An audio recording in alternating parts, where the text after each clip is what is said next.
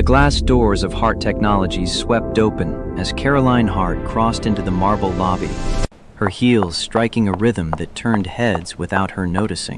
32 and already 3 years into running a billion-dollar quantum computing firm, great job. We're she'd so proud mastered of the you. art of commanding rooms through posture alone. The charcoal Armani suit, the determined set of her jaw, the way she moved through space like she owned it. All of it sent one message: CEO first, everything else a distant second. The morning stretched ahead with the weight of consequence. Quarterly projections looked strong. The R&D team had breakthrough results on the new processor architecture. But none of that mattered if Sterling Investment Group walked away. $200 million hung in the balance, enough capital to cement Hart Technologies' expansion into markets her father had only dreamed of reaching. Enough to prove she belonged in the corner office Richard Hart had built from nothing. Caroline checked her watch. 20 minutes until the Boston delegation arrived.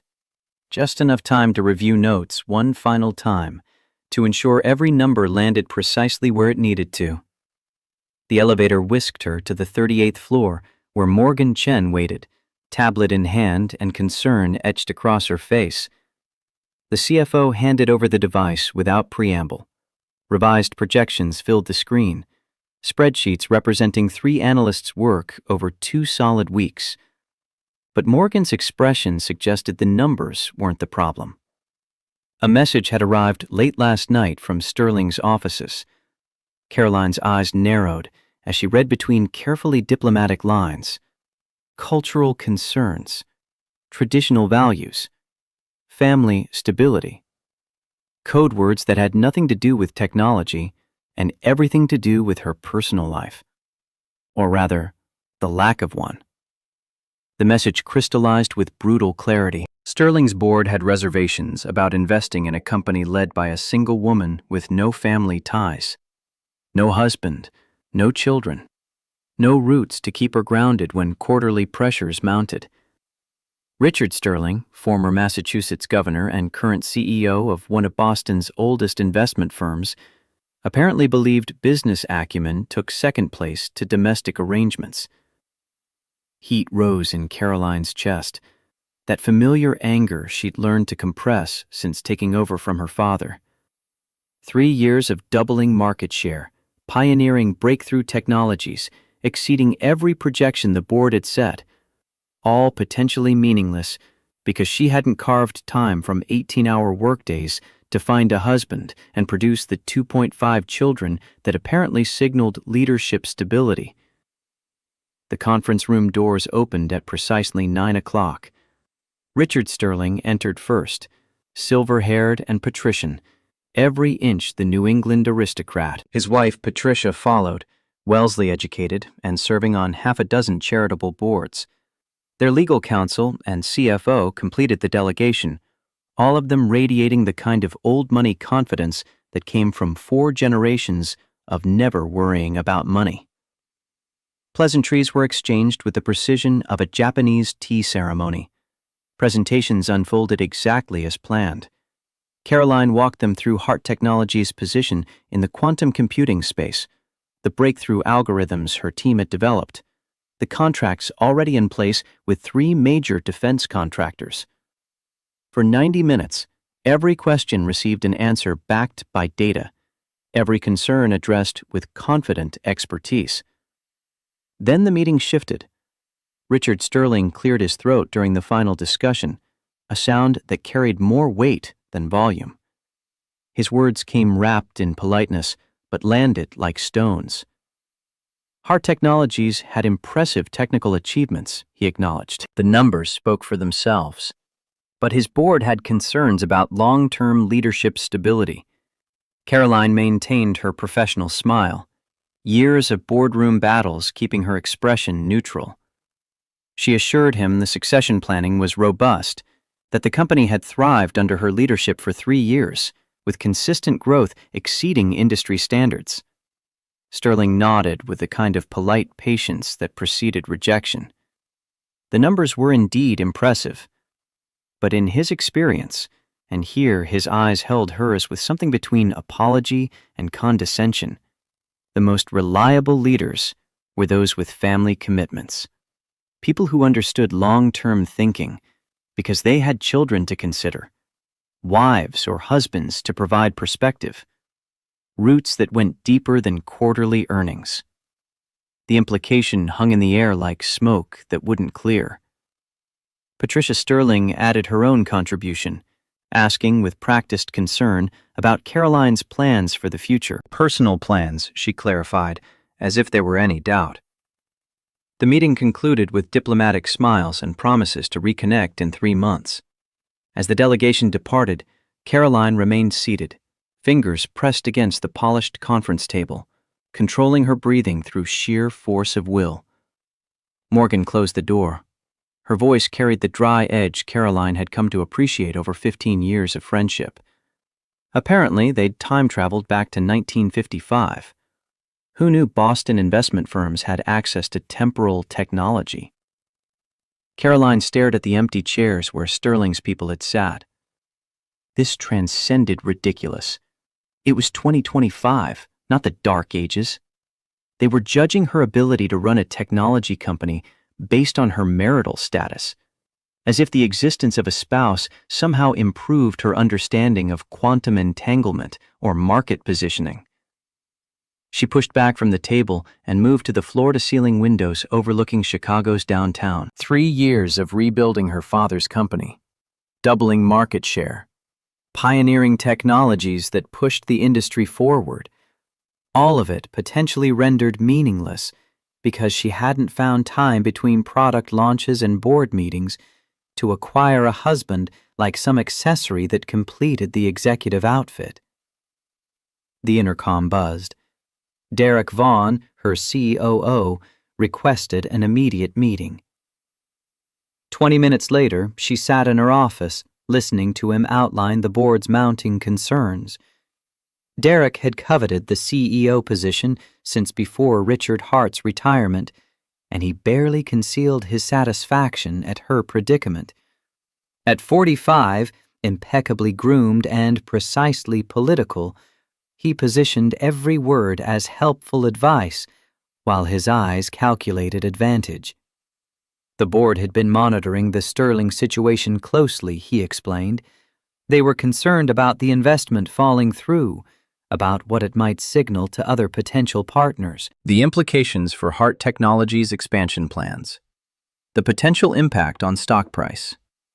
Caroline crossed her arms. The question came out flat. And what exactly did they propose she do? Find a husband in the classified ads? Start swiping on dating apps between merger negotiations? Derek's smile didn't quite reach his eyes. Actually, they'd suggested a more strategic approach. Gregory Winter's son had just returned from London, Harvard Business School, family connections that would make Sterling feel more comfortable, impeccable pedigree that checked all the right boxes. A dinner could be arranged with minimal effort. The suggestion landed like an insult wrapped in pragmatism. Caroline held Derek's gaze until his smile faltered, letting the silence stretch just long enough to make her position clear. She would not arrange a marriage like some medieval princess securing an alliance between kingdoms. Hart Technologies succeeded on innovation and execution, not on her personal life conforming to outdated expectations. Derek raised his hands in mock surrender. Of course. He was simply conveying the board's concerns. But they'd given her 3 months to demonstrate stability, or they'd convene a special session to revisit leadership questions. He was just looking out for the company's best interests, he assured her, the words as hollow as his earlier smile. After Derek left, Caroline called her father. Richard Hart, recovering from heart surgery at his Lake Michigan estate, listened without interrupting as she laid out the Sterling situation. The board's thinly veiled threats, the 3-month deadline that felt more like an ultimatum than a timeline. His voice sounded weaker than she remembered, diminished by illness and age, but his words carried the clarity of 4 decades building empires. The business world hasn't changed as much as we'd like to think, he told her. Traditional investors like Sterling look beyond spreadsheets and profit margins. They want to know who they're trusting their money with. What kind of person sits in the CEO chair when pressure mounts and decisions get hard? Caroline paced her office, frustration bleeding into her voice. So what exactly was she supposed to do? Manufacture a family to satisfy their antiquated notions of stability? Her father's sigh carried through the phone line. He didn't care who she married, if she married at all. He just wanted her to be happy and keep what they'd built together. Don't let them take away everything we've worked for, he said. And she heard in his voice the fear that his legacy might crumble because his daughter refused to play by rules she hadn't written. The call ended with promises to visit soon. Caroline sat at her desk afterward, staring at the family photo from before her mother's death 15 years ago. The three of them on a sailboat. Her father's passion before Hart Technologies consumed his entire existence. Before it became her existence too, swallowing every hour and relationship until work defined the boundaries of her life. Her intercom buzzed again, the car service reporting an engine malfunction. Her Bentley would require servicing, and the driver suggested she might need alternative transportation for the evening. Perfect end to a perfect day. The private elevator carried her to the underground parking where confirmation of the problem awaited. The Bentley's engine refused to turn over, despite the driver's repeated attempts. They'd need to have it towed to the nearest authorized service center, he explained, already pulling out his phone to arrange the details. Rain had started falling by the time Caroline emerged onto Michigan Avenue, the October weather turning from crisp to miserable. She raised her hand for passing cabs, but rush-hour traffic meant every taxi already carried passengers. The drizzle transformed into a downpour as she scrolled through her phone for the nearest luxury car service, weighing the wait time against the indignity of getting soaked. The distinctive sound of a sputtering engine caught her attention. Her Bentley, being towed by an older Ford pickup, passed slowly through congested traffic. The truck pulled into an alley beside a brick building bearing a weathered sign, Cole's Auto Repair. Without better options, and with rain now soaking through her Armani suit, Caroline followed. Her Italian leather shoes splashed through puddles that would require professional cleaning. The garage appeared unexpectedly clean for an urban repair shop. Tools organized methodically on pegboards, floors swept despite the constant battle against grease and grime. A radio played classic rock at low volume, the sound mixing with rain drumming on the metal roof. Her Bentley sat in the center bay, hood already open. A pair of worn work boots protruded from underneath the vehicle, attached to legs in oil-stained jeans. The rest of the mechanic remained hidden beneath several thousand pounds of German engineering. Caroline cleared her throat. She was Caroline Hart, she announced to the boots. That was her car. The boots slid out, revealing their owner with efficient economy of movement. The man didn't look up immediately, his attention focused on wiping his hands with a shop rag darkened by years of use. Mid-30s, she estimated, with a broad-shouldered build that came from actual work rather than gym memberships. Dark hair cut military short, more practical than stylish. When he finally met her gaze, Caroline found herself assessed by eyes that carried unexpected intelligence, a mechanic's evaluation that saw past expensive suits to the problem requiring diagnosis. His voice emerged level and professional, carrying none of the excessive deference she'd grown accustomed to. Her driver had mentioned engine trouble. He'd completed a preliminary diagnosis but needed to confirm a few things before providing a full estimate. Caroline checked her watch, the gesture automatic. She needed this resolved quickly. How long would repairs take? He stood, revealing his full height, several inches taller than her despite her heels, and moved to the engine compartment with practiced efficiency. The answer depended on what he found, but she had a rare problem, the kind dealerships typically missed. They'd probably recommend replacing the entire engine, charge her $30,000 over 3 weeks, and leave her without a vehicle the whole time. Caroline raised an eyebrow. And he could do better? He didn't look up from the engine bay. He could isolate the actual problem, probably fix it for under $5,000, have her back on the road by tomorrow afternoon. No sales pitch accompanied the assessment. No attempt to impress or intimidate with technical jargon. Just confidence born of experience, delivered with the kind of straightforward competence that cut through the usual posturing Caroline navigated daily. The front door of the shop burst open, admitting a gust of wind and rain along with a small figure in a bright yellow raincoat. The girl skidded to a stop when she noticed the visitor, her initial momentum arrested by sudden shyness. Dark hair hung in damp curls escaping from her hood. She clutched a slightly soggy paper featuring a prominent red 100 circled at the top. The explosion of words came in a rush. "Daddy, she'd gotten 100 on her science test. Miss Patterson said her drawing of the water cycle was the best she'd ever seen." The sentence cut off midstream as the child became aware of the stranger, her natural exuberance colliding with uncertain reserve. The mechanic's entire demeanor transformed. The focused professional instantly became a proud father, his expression revealing laugh lines that hadn't been visible before. He knelt to examine the test paper with exaggerated interest, giving the child his complete attention, despite Caroline's presence and the disabled Bentley requiring repair.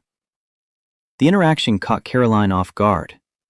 Something about the gentleness in those work-roughened hands as he carefully held the paper, the genuine pride in his expression as he studied his daughter's work.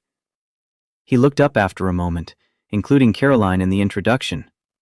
This was Miss Hart, he explained to his daughter. Her car needed special work, so she'd be their customer for a bit. The girl studied Caroline with the frank curiosity only children possessed. The observation came out without filter or guile. She was really tall and pretty. Did she do important work? Caroline found herself smiling despite the day's earlier frustrations, despite standing in a garage in rain-soaked designer clothes. "Thank you," she replied. "Congratulations on the test. The water cycle was pretty complicated science for someone so young." The girl's face lit up with a compliment. She was going to be a scientist when she grew up, she announced. Or maybe an astronaut. Or maybe both, because why choose when you could do everything? The mechanic straightened, ruffling his daughter's hair with clear affection. Why not both indeed? Now go hang up your coat and get started on homework. He'd be done here in about 20 minutes. As the girl darted toward a small desk set up in the office area, she called over her shoulder in a rush of words that sounded like a different language entirely. Caroline's eyebrows rose in surprise, recognizing the cadence, if not the specific words. The mechanic noticed her reaction. His apology came with a slight smile. That was about her grandmother, his late wife's mother. The girl picked up languages like she was collecting them, switching between English and whatever else struck her fancy. She knew he didn't understand much, so sometimes she tested people to see if they did. Caroline processed the information. The girl hadn't been speaking Spanish or French or any of the languages she'd expect. What was she speaking? Just talking about space, he explained. She was in her astronomy phase. Last week it had been dinosaurs. The week before, ocean life. 6-year-olds and their obsessions. The correction landed softly, along with a realization. This wasn't a test of language skills. Just a father indulging his daughter's latest passion, letting her enthusiasm spill out in whatever form it took. Caroline glanced toward the office area where the girl had settled at her desk, already bent over homework with the same focused intensity her father had brought to the engine diagnosis. It was something in his tone when he mentioned his late wife. Not quite regret, but a distinct sense of distance from a former life. The military felt like another lifetime, he added, when Caroline's silence stretched. These days, he just fixed problems with 4 wheels. The intercom on Caroline's phone vibrated with a message from Morgan. The board wanted an emergency session to discuss the Sterling meeting. Reality reasserting itself, pulling her back from this strange interlude in a South Loop garage. Caroline asked what she owed for the assessment. He closed the hood with practiced care. Nothing for looking. He'd call tomorrow with the full estimate before proceeding with any work. She handed him her business card, the gesture automatic. "Call my office with the details," she instructed. "I'll need the car as soon as possible." As she turned to leave, already arranging alternative transportation on her phone, the girl's voice called from the office area. "Bye, Miss Hart." She hoped the car would feel better soon. The childish personification of machinery made Caroline smile despite herself, a brief respite from the day's accumulated frustrations. She waved to the girl and stepped back into the rain, refocusing on the board meeting ahead, on the Sterling problem that wouldn't solve itself, on the impossible situation her professional life had become. The next morning dawned cold and clear, the storm system having blown through overnight. Caroline had spent half the night reviewing contingency plans if the Sterling deal fell through. The board had been restless during the emergency session, Derek cleverly stoking their concerns while appearing supportive. She needed that investment. Without it, the ambitious expansion into quantum computing applications would stall, leaving openings for competitors who'd been nipping at Hart Technologies' heels for 2 years. A call from an unknown number interrupted her morning briefing with Morgan. The mechanic's voice came through clear and professional. He'd diagnosed her vehicle.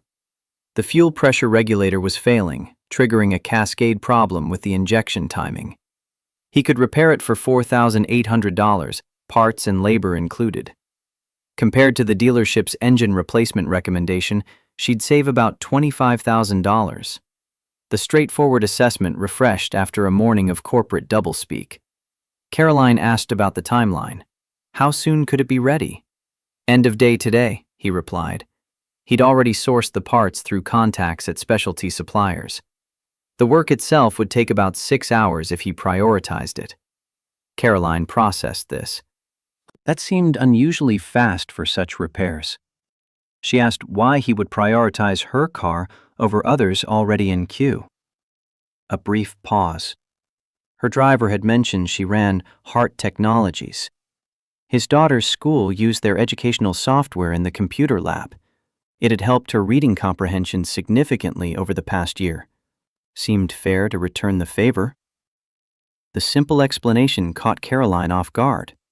In her world, favors always came with expectations attached, with calculations of future advantage and strategic positioning. This straightforward reciprocity felt almost foreign, a transaction based purely on balancing scales rather than gaining leverage. She appreciated that, she told him. She'd send her driver to collect the vehicle that afternoon. After ending the call, Caroline stared out her office window at Chicago's skyline stretching toward the lake. Thoughts lingered unexpectedly on the mechanic and his daughter, on something refreshingly genuine about them both. No agenda, no manipulation, just authenticity in a world that traded almost exclusively in performance and positioning. Morgan interrupted her thoughts, pulling her back to the contingency financing discussion they'd been working through. But even as Caroline refocused on spreadsheets and strategic options, part of her mind stayed in that garage, turning over the small mystery of a man who voluntarily reduced his own bill because circumstances had improved. 3 hours later, her assistant forwarded a message. The Bentley was ready for pickup. The final invoice came to $4,000 even, $800 less than the estimate. A note was attached, brief and handwritten. Found a better source for the regulator, passing the savings to you. Thanks for being patient with Lily yesterday. N. Cole. Caroline stared at the message for longer than it warranted. When was the last time anyone had voluntarily reduced a bill? In her experience, initial estimates only moved in one direction, upward, with additional fees and unexpected complications that somehow always materialized once work had begun. The gesture, small as it was, stuck with her through afternoon meetings and budget reviews, an anomaly that didn't fit the patterns she'd learned to expect from human interactions. That evening, driving her repaired Bentley home through twilight traffic, Caroline took a detour. The rational part of her mind questioned the impulse, but something drew her back to Cole's auto repair. Perhaps simple curiosity. Perhaps the need to understand this small deviation from her otherwise predictable world. Perhaps something else she wasn't quite ready to examine. The garage remained open, though most bays stood empty. The mechanic's pickup truck was parked outside, along with an older sedan that probably belonged to a customer. Caroline pulled in, noticing immediately that something was wrong. He was pacing near the office area, phone pressed to his ear, expression tense in a way that transformed his earlier calm competence into visible stress. The girl sat on a bench nearby, unusually subdued.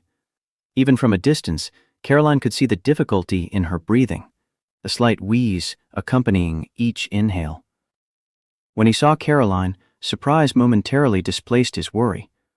Was there a problem with the car? Caroline shook her head. No problem. But clearly something else was happening. Was everything all right? He ended his call, running a hand through his hair in a gesture that spoke of frustration and helplessness in equal measure. Their regular sitter had canceled last minute, family emergency she couldn't avoid. Lily was having an asthma flare-up, nothing critical yet, but definitely requiring medication and monitoring.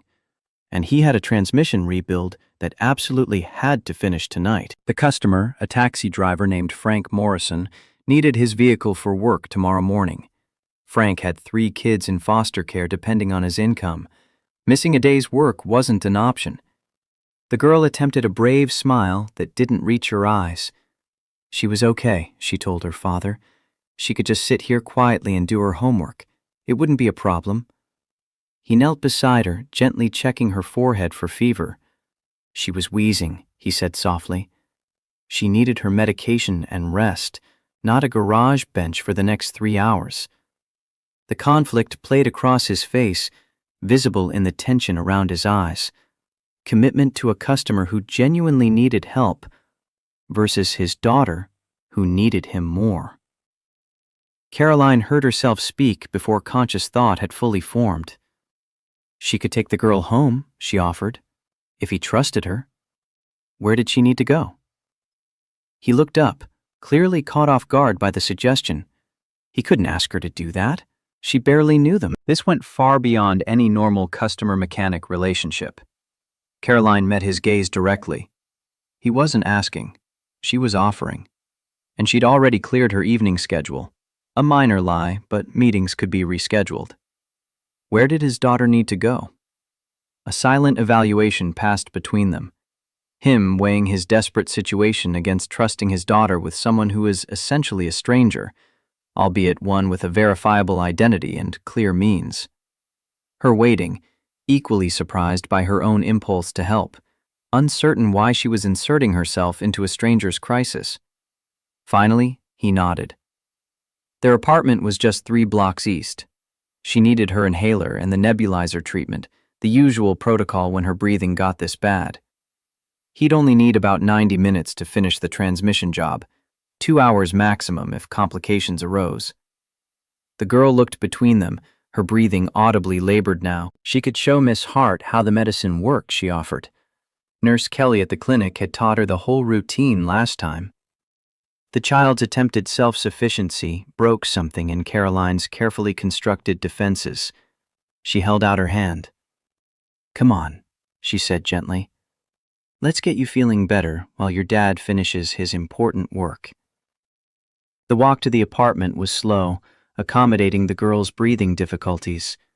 The building was a pre-war walk-up, modest but well-maintained, the kind of structure with character but minimal amenities. Their 3rd-floor apartment reflected the mechanic's ordered mind.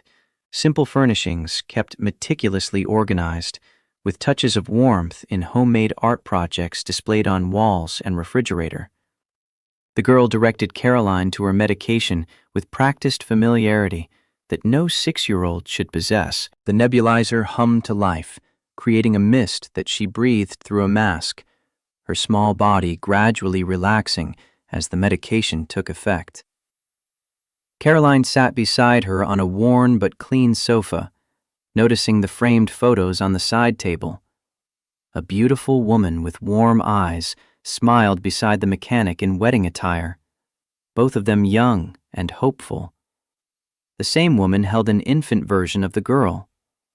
Family portraits tracked the child's growth: first birthday, second birthday, third birthday, until abruptly the woman disappeared from the timeline.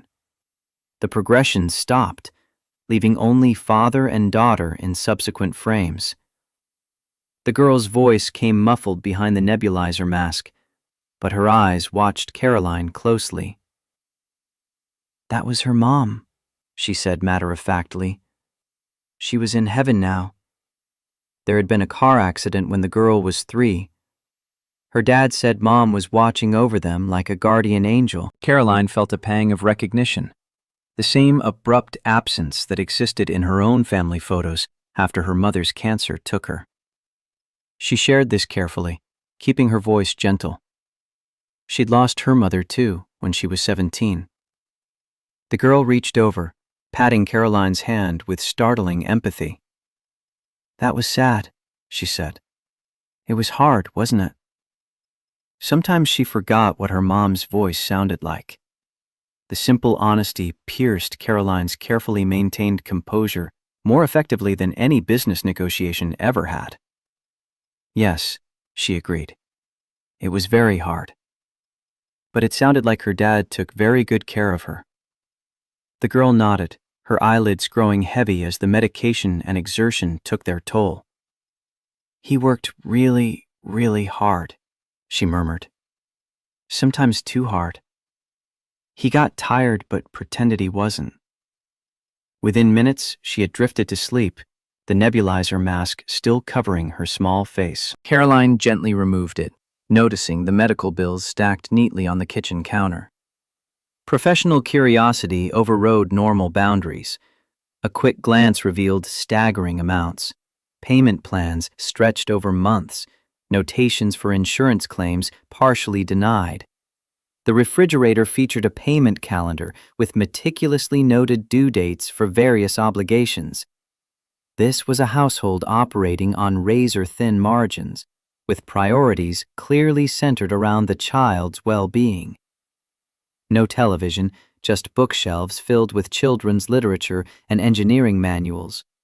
A desk in the corner held a laptop that had seen better days. Everything spoke of careful management, of someone making impossible math somehow work through sheer determination. The mechanic arrived exactly 90 minutes later, quietly unlocking the door. His expression shifted from exhaustion to relief when he saw his daughter sleeping peacefully, her breathing noticeably better than when Caroline had collected her from the garage. "Thank you for doing this," he said quietly. "I know it's completely outside the normal bounds of any professional relationship." Caroline stood, gathering her coat and purse. "She's a special little girl," she replied. "Very brave for her age." He moved to the kitchen, washing grease from his hands with efficiency born of long practice. Could he offer her some coffee? It was the least he could do after she'd helped with his daughter. Against her better judgment, Caroline accepted. The kitchen was small but functional, and he prepared coffee with the same focused attention he'd given the Bentley's engine, measuring grounds precisely, his movements economical and purposeful. They talked about his daughter's asthma, about the challenges of single parenthood, about the careful balancing act of running a small business while managing medical needs that exceeded what insurance would cover. His late wife had died 3 years ago, he told her, a drunk driver. She'd been dropping off cupcakes at their daughter's preschool.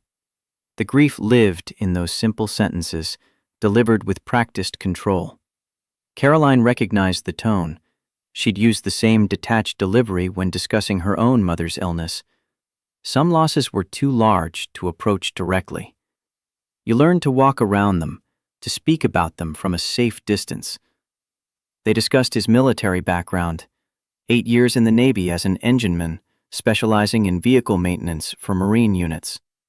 It had started as a way to pay for college, turned into a career, then ended when his daughter needed him full-time after her mother's death. His mother-in-law had helped initially, but her own health issues required moving to Arizona last year. Now it was just him and his daughter, with a neighbor who helped when she could, but was getting older herself, finding the stairs to their apartment increasingly difficult. He gestured toward the stack of medical bills, clearly uncomfortable discussing financial difficulties, but seeming to find something in Caroline that encouraged honesty. His daughter's asthma needed better management than their current insurance covered. The specialists recommended a treatment regimen that would cost significantly more out of pocket. He was making it work, he said, but the strain showed in his eyes, in the careful way he chose words that acknowledged reality without quite admitting defeat. Caroline found herself studying him with growing interest. This was a man accustomed to solving problems independently, to carrying burdens without complaint. The bills, the foreclosure notice she'd glimpsed on the counter, the careful budget calendar on the refrigerator, all of it painted a picture of someone fighting an uphill battle with quiet determination. Her phone buzzed. Morgan texting about tomorrow's agenda, about the board's concerns, about Derek's maneuvering for position. The corporate world intruding on this strange domestic interlude, pulling her back toward the life that made sense, that followed rules she understood. She should go, Caroline said. Early day tomorrow. He walked her to the door. Thank you again for helping with my daughter, he said. That was unexpectedly kind. As Caroline reached the hallway, the girl's sleepy voice called from the couch. Bye, Miss Hart. You're nice. You should visit again. The innocent invitation stayed with Caroline during her drive home to the penthouse overlooking Lake Michigan. The contrast between the modest apartment and her luxury residence couldn't have been starker, yet something about their home had felt more genuine than her carefully designed living space, which functioned more as a showcase than an actual place where life happened. 3 days passed. Caroline requested a background check, discreet and thorough, telling herself it was simple due diligence. The report arrived within 24 hours, comprehensive and revealing in what it confirmed rather than exposed. Distinguished military service, honorable discharge, associate's degree in automotive technology completed while working full-time, exemplary credit despite impossible circumstances, no criminal record, not even a parking ticket in the past decade. The financial section painted a clear picture. Garage building 90 days from foreclosure, medical debt mounting, income barely covering expenses even before his daughter's health costs were factored in. The report also revealed something about his character that raw data couldn't quite capture. Volunteer work teaching automotive skills to transitioning veterans. Customer testimonials that universally praised his honesty and skill. Neighbor interviews describing a devoted father who worked himself to exhaustion but never complained, never made his struggles anyone else's problem. Caroline read the report multiple times over 2 days, each pass revealing new details, new confirmation of what she'd already intuited. Nathan Cole, the report had finally given her his full name, was exactly what he appeared to be. An honest man doing his best under impossible circumstances, asking for no one's help, accepting no one's pity, simply pushing forward because his daughter needed him to. She pulled up the Sterling investment file, reviewing their requirements, their timeline, their barely concealed ultimatum. 3 months to demonstrate personal stability, 3 months to somehow acquire the family structure that would make old men in Boston comfortable investing their money. The calculation formed slowly, piece by piece, like a complex equation resolving itself.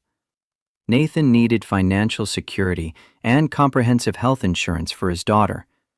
She needed the appearance of family stability to satisfy Sterling and protect her position. Both had needs neither could meet alone. Together, they could solve both problems. The ethical implications swirled through her mind. Was this manipulation? But if both parties benefited, if terms were clearly defined, if no one was deceived about the nature of the arrangement, was it truly wrong? And what about his daughter? That question gave her the longest pause. But the child would receive the medical care she desperately needed, stability, opportunities. Wasn't that worth something? Her father's voice echoed in memory. Sometimes you have to play their game to change the rules. Caroline made her decision. She called Nathan's number, the one from his business card that she'd kept in her desk drawer. When he answered, she didn't waste time with pleasantries. She had a business proposition, she told him. Something unusual that would require an open mind and absolute discretion. Could they meet privately to discuss it? Thursday afternoon found her back at Cole's Auto Repair, arriving during his lunch break as arranged. He looked surprised but professional, greeting her with the same straightforward competence he'd shown before. There was no problem with the Bentley, she assured him, but she did have something important to discuss. Was there somewhere they could talk privately? He cleared a chair in his small office, remaining standing himself, waiting. Caroline took a breath, steadying herself for what she was about to propose. What I'm going to suggest will sound unusual, she began, perhaps even offensive. But I ask that you hear me out completely before responding. His expression turned wary. That's not the most reassuring start to a conversation. She nodded, acknowledging his concern. Then she laid it out, clinical and direct. Hart Technologies was negotiating a critical investment with Sterling Investment Group, but they'd expressed reservations about investing in a company led by an unmarried woman. They considered it a stability risk, she explained, unable to keep the bitterness entirely from her voice.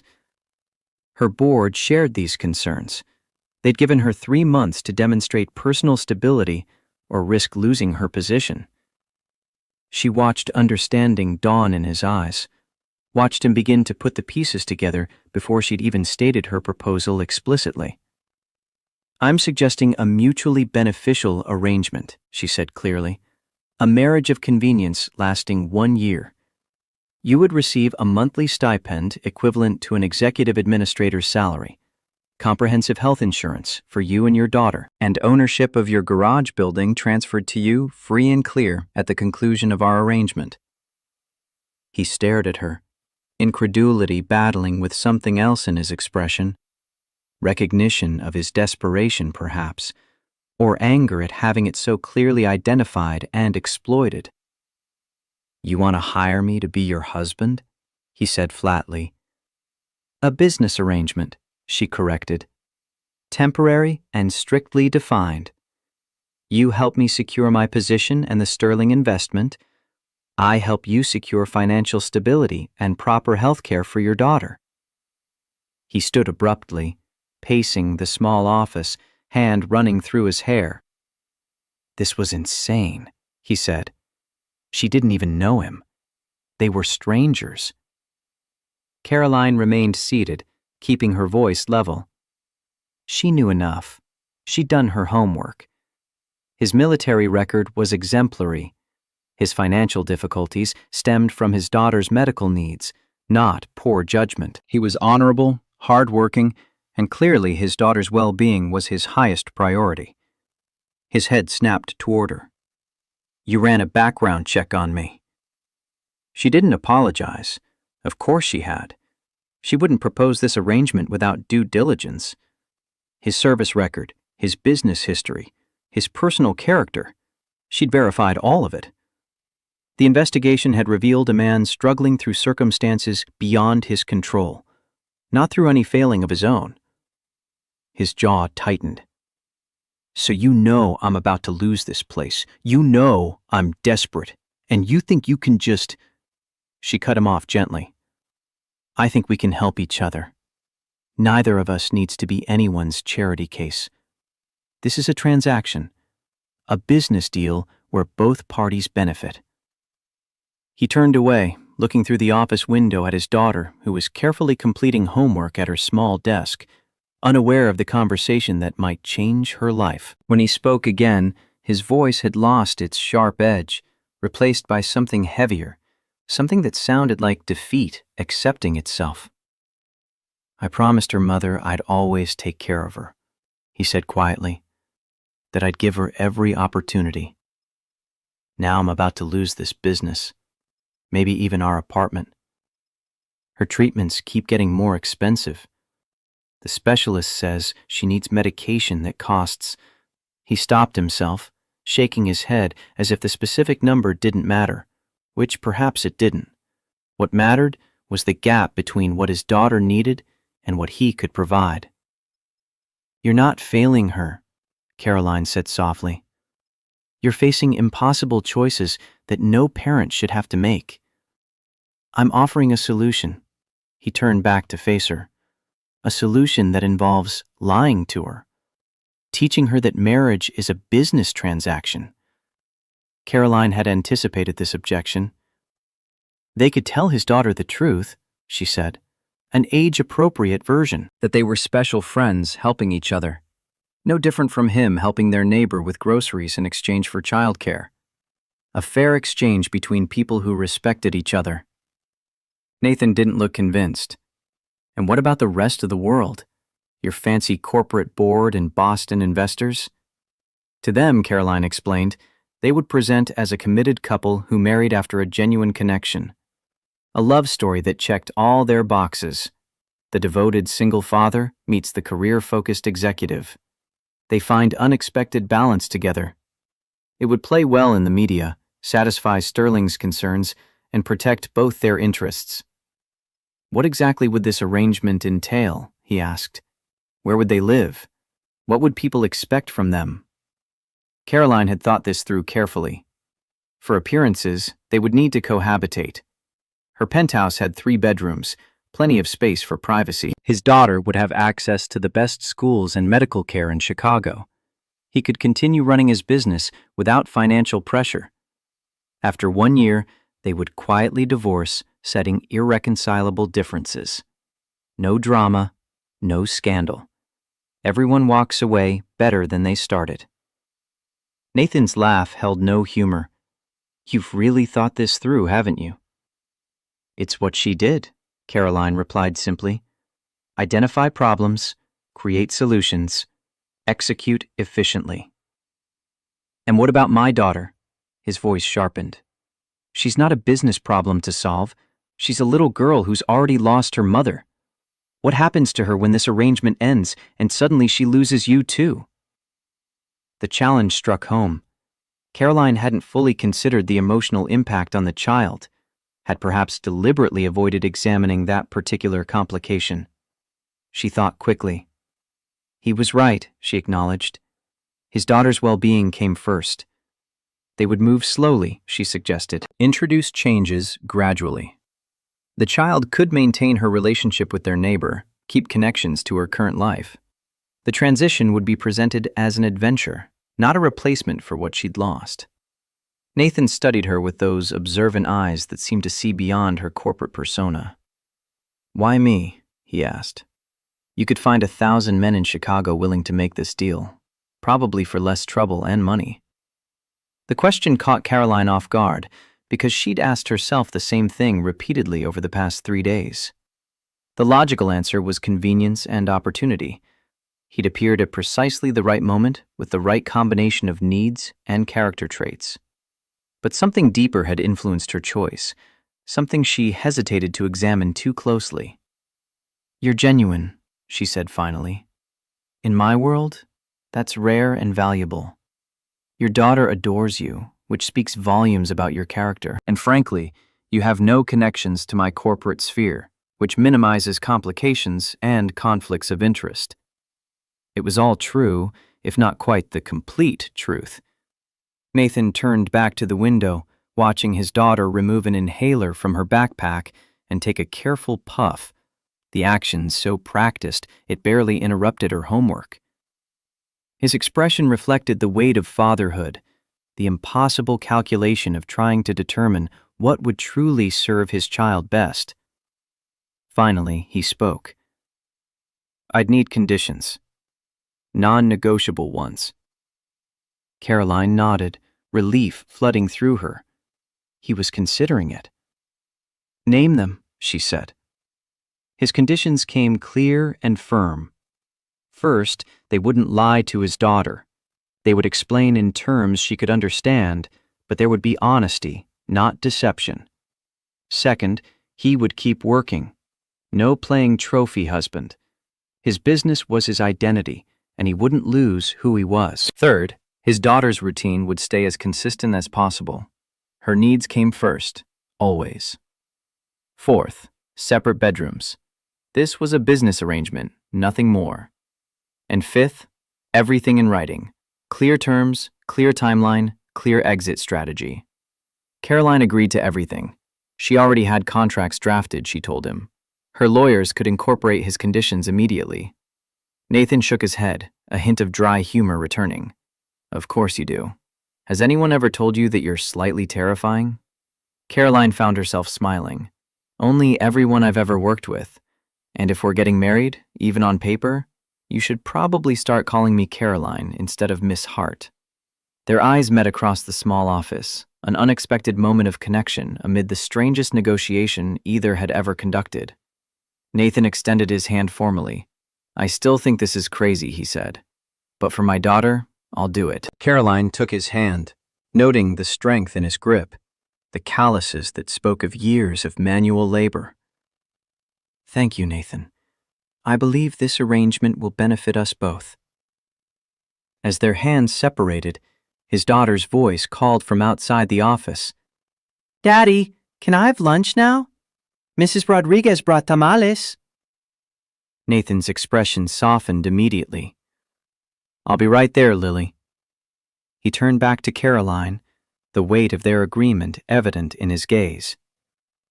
I hope we both know what we're getting into. Caroline wished she could offer certainty, but in truth, she was venturing far outside her realm of expertise. She'd structured the arrangement like a business deal, with clear terms and projected outcomes. But something told her that the human elements, the child's heart, this man's pride, her own unexpected reactions to them both, wouldn't conform neatly to contractual clauses. Welcome to the most unconventional merger in Chicago business history, she said. The autumn sunlight filtering through the garage windows caught the dust motes swirling between them, illuminating the invisible lines that had somehow drawn them together in this unlikely alliance. Whether it would lead to disaster or salvation remained to be seen. But for now, they had a contract to draft, a story to create, and a little girl waiting for lunch. An unexpectedly ordinary beginning to what would prove the most extraordinary arrangement of their lives. 2 weeks of preparation had transformed the theoretical into the tangible. Contracts signed, arrangements finalized, belongings packed. Now Caroline stood in her penthouse watching Nathan carry boxes through the door while Lily sat cross-legged on the marble floor, arranging stuffed animals in a careful semicircle. The girl whispered to her toys, words too soft to hear but intent clear enough. She was trying to comfort them when she herself needed comforting, facing a change larger than any 6-year-old should have to navigate. Nathan set down another box, surveying the space with an expression somewhere between discomfort and disbelief. The penthouse occupied the entire 48th floor, floor-to-ceiling windows offering panoramic views of Lake Michigan stretching to the horizon. 3,200 square feet of marble and hardwood, designer furniture positioned with mathematical precision, art on walls that probably cost more than his truck. Everything pristine and minimal and utterly impersonal, more hotel suite than home. Caroline emerged from her office, tablet in hand, still dressed for work despite the weekend. The guest suite was ready, she announced without preamble. She'd cleared the closets and dressers per their agreement. Her gaze fell on Lily with her stuffed animals, uncertainty flickering across her features. Did the child need anything special? Different lighting? storage solutions for toys. The awkwardness in her tone revealed how far outside her expertise this situation pushed her. Nathan recognized the look of someone consulting an instruction manual for a device they'd never encountered. Kids needed consistency during transitions, he explained gently. They brought Lily's nightlight, her favorite blanket, the sound machine she'd used since infancy. The familiar objects would anchor her while everything else shifted. The rest would work itself out in time. Caroline nodded, already making mental notes, approaching parenthood like a project requiring research and optimization. She'd scheduled an appointment with Dr. Patel for tomorrow, the pediatric pulmonologist she'd mentioned. The office had agreed to fit Lily in as a favor, fast-tracking what normally required weeks of waiting. Nathan's jaw tightened at the reminder. Every benefit came stamped with the knowledge that he couldn't have provided it himself. That was fast, he managed, the words carrying more weight than their surface meaning. Caroline missed the tension, still focused on her checklist. She'd also updated their cover story, she continued, the narrative they'd present to the world. They'd met 6 months ago when he'd serviced her vehicle, kept in touch sporadically. The connection had grown organically over time. Given her father's recent health concerns and Lily's medical needs, they'd decided to formalize their relationship rather than wait. A practical decision made by practical people who'd found unexpected compatibility. Lily looked up from her stuffed animal arrangement, catching fragments of adult conversation. Are we having a party? Mrs. Rodriguez says people have parties when they get married, with cake and dancing and everything. The innocent question highlighted what they'd overlooked in their strategic planning. Children expected celebration for significant life events. Caroline and Nathan exchanged glances, both recognizing the problem. They'd agreed to a small civil ceremony, documented for appearances but stripped of sentimentality. A business transaction disguised as a life milestone. But Lily's hopeful expression demanded something more than courthouse efficiency. Caroline surprised them both by kneeling beside the girl, maintaining careful distance from the stuffed animal circle. Would you like a small party? Nothing too elaborate, but special enough to mark the occasion properly? Lily's eyes widened with possibilities. Could I wear a pretty dress? And maybe there could be cake? Her voice carried the kind of hope that could break hearts if disappointed. Something cracked in Caroline's carefully maintained composure. Of course, she replied, her voice softer than Nathan had heard it. Every special occasion needs cake. That's practically a rule. Nathan watched the exchange with complicated emotions. Caroline was trying. He had to acknowledge that truth. But each step deeper into this elaborate charade increased his discomfort, amplified the potential for eventual damage. They were building a fiction that would have to collapse eventually, and Lily would be caught in the wreckage. Later that evening, they attempted their first family dinner. Caroline had ordered from an upscale restaurant, beautifully plated meals arriving in insulated containers. Nathan would have just cooked something simple, pasta maybe, or grilled chicken. But he'd agreed to this arrangement, which meant accepting her world and its assumptions about how things should be done. They sat at the formal dining table designed for 8, using only 3 of its seats. The distance between them felt metaphorical as much as physical. Lily chattered nervously about her new bedroom, about being able to see the lake from her window, about hoping the boats she'd spotted were interesting. She filled silence with questions about her new school starting Monday, about whether her teacher would be nice, about whether kids would like her. The adults navigated conversation like diplomats at a tense summit. Caroline asked about Nathan's day with stilted formality. Nathan inquired about her work with careful politeness. Both were acutely aware of each word, each gesture, performing normalcy for Lily's benefit while feeling anything but normal themselves. Lily's observations cut through the pretense with childish directness. Why did they sit so far apart? Jenny's parents held hands during dinner. Why did they talk like they were at a school meeting instead of home? Each question spotlighted the artificiality they were trying to hide. Caroline deflected with half-truths about different families having different ways of being together.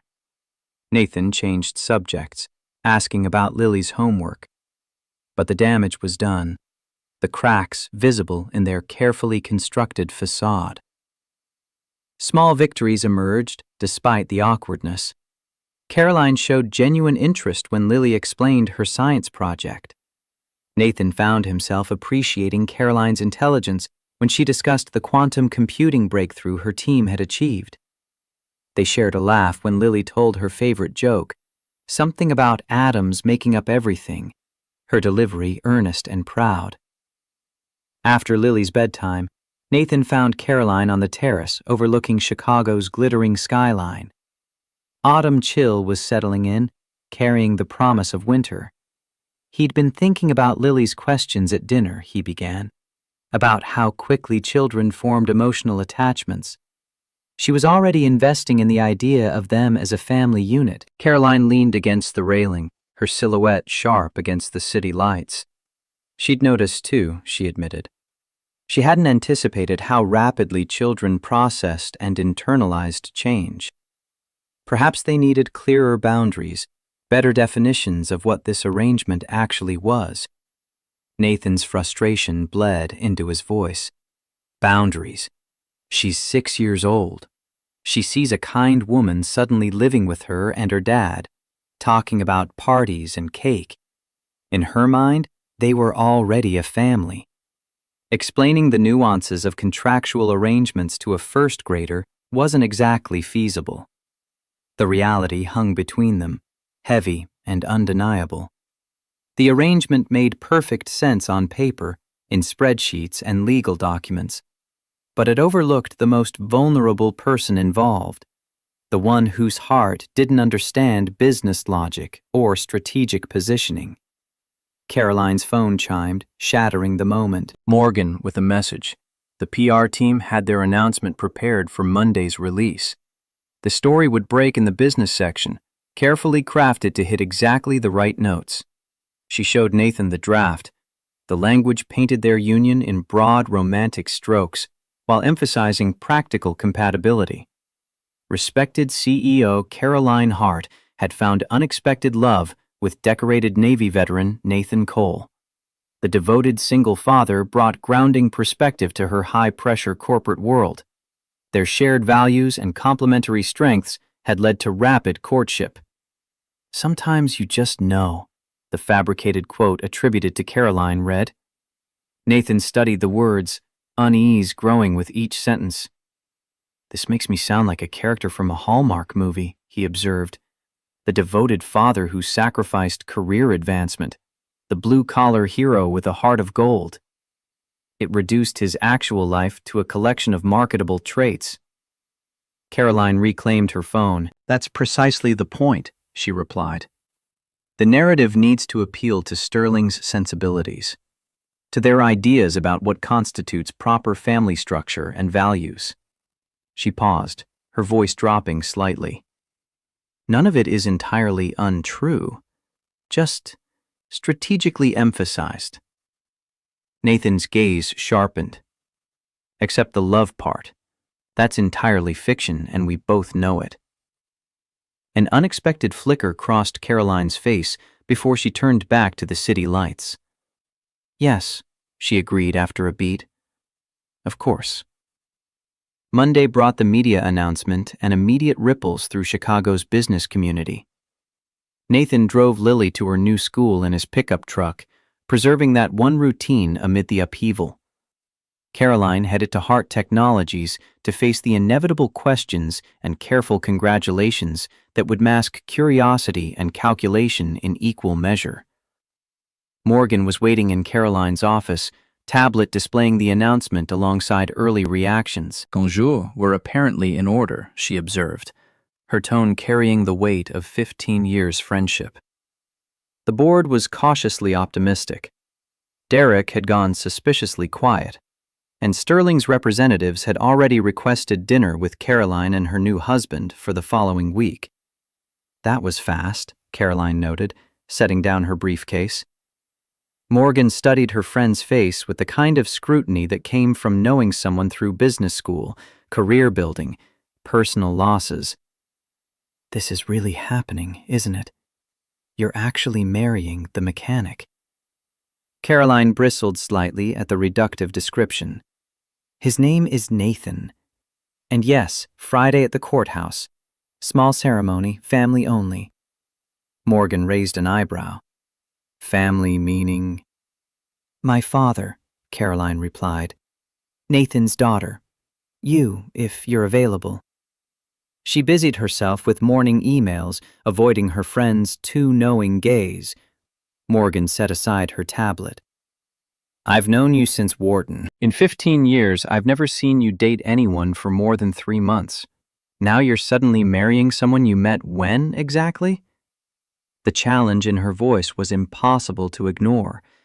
Caroline had anticipated skepticism, but hadn't prepared for direct confrontation from the one person who knew her best. She met Morgan's gaze directly, falling back on the prepared narrative.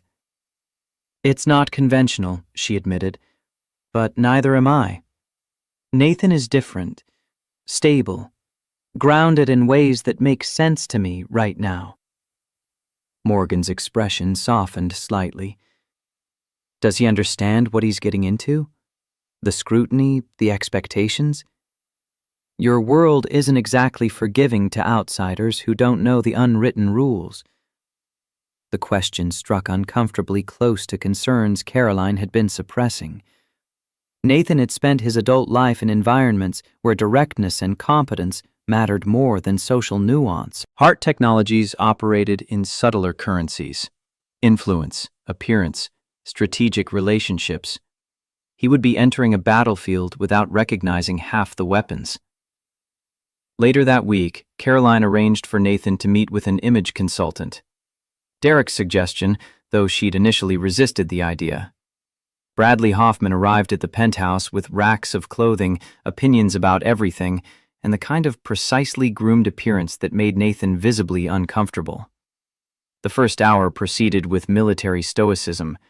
Nathan endured measurements for suits, recommendations for haircuts, subtle trimming, nothing dramatic, and selections of ties and shoes appropriate for corporate events.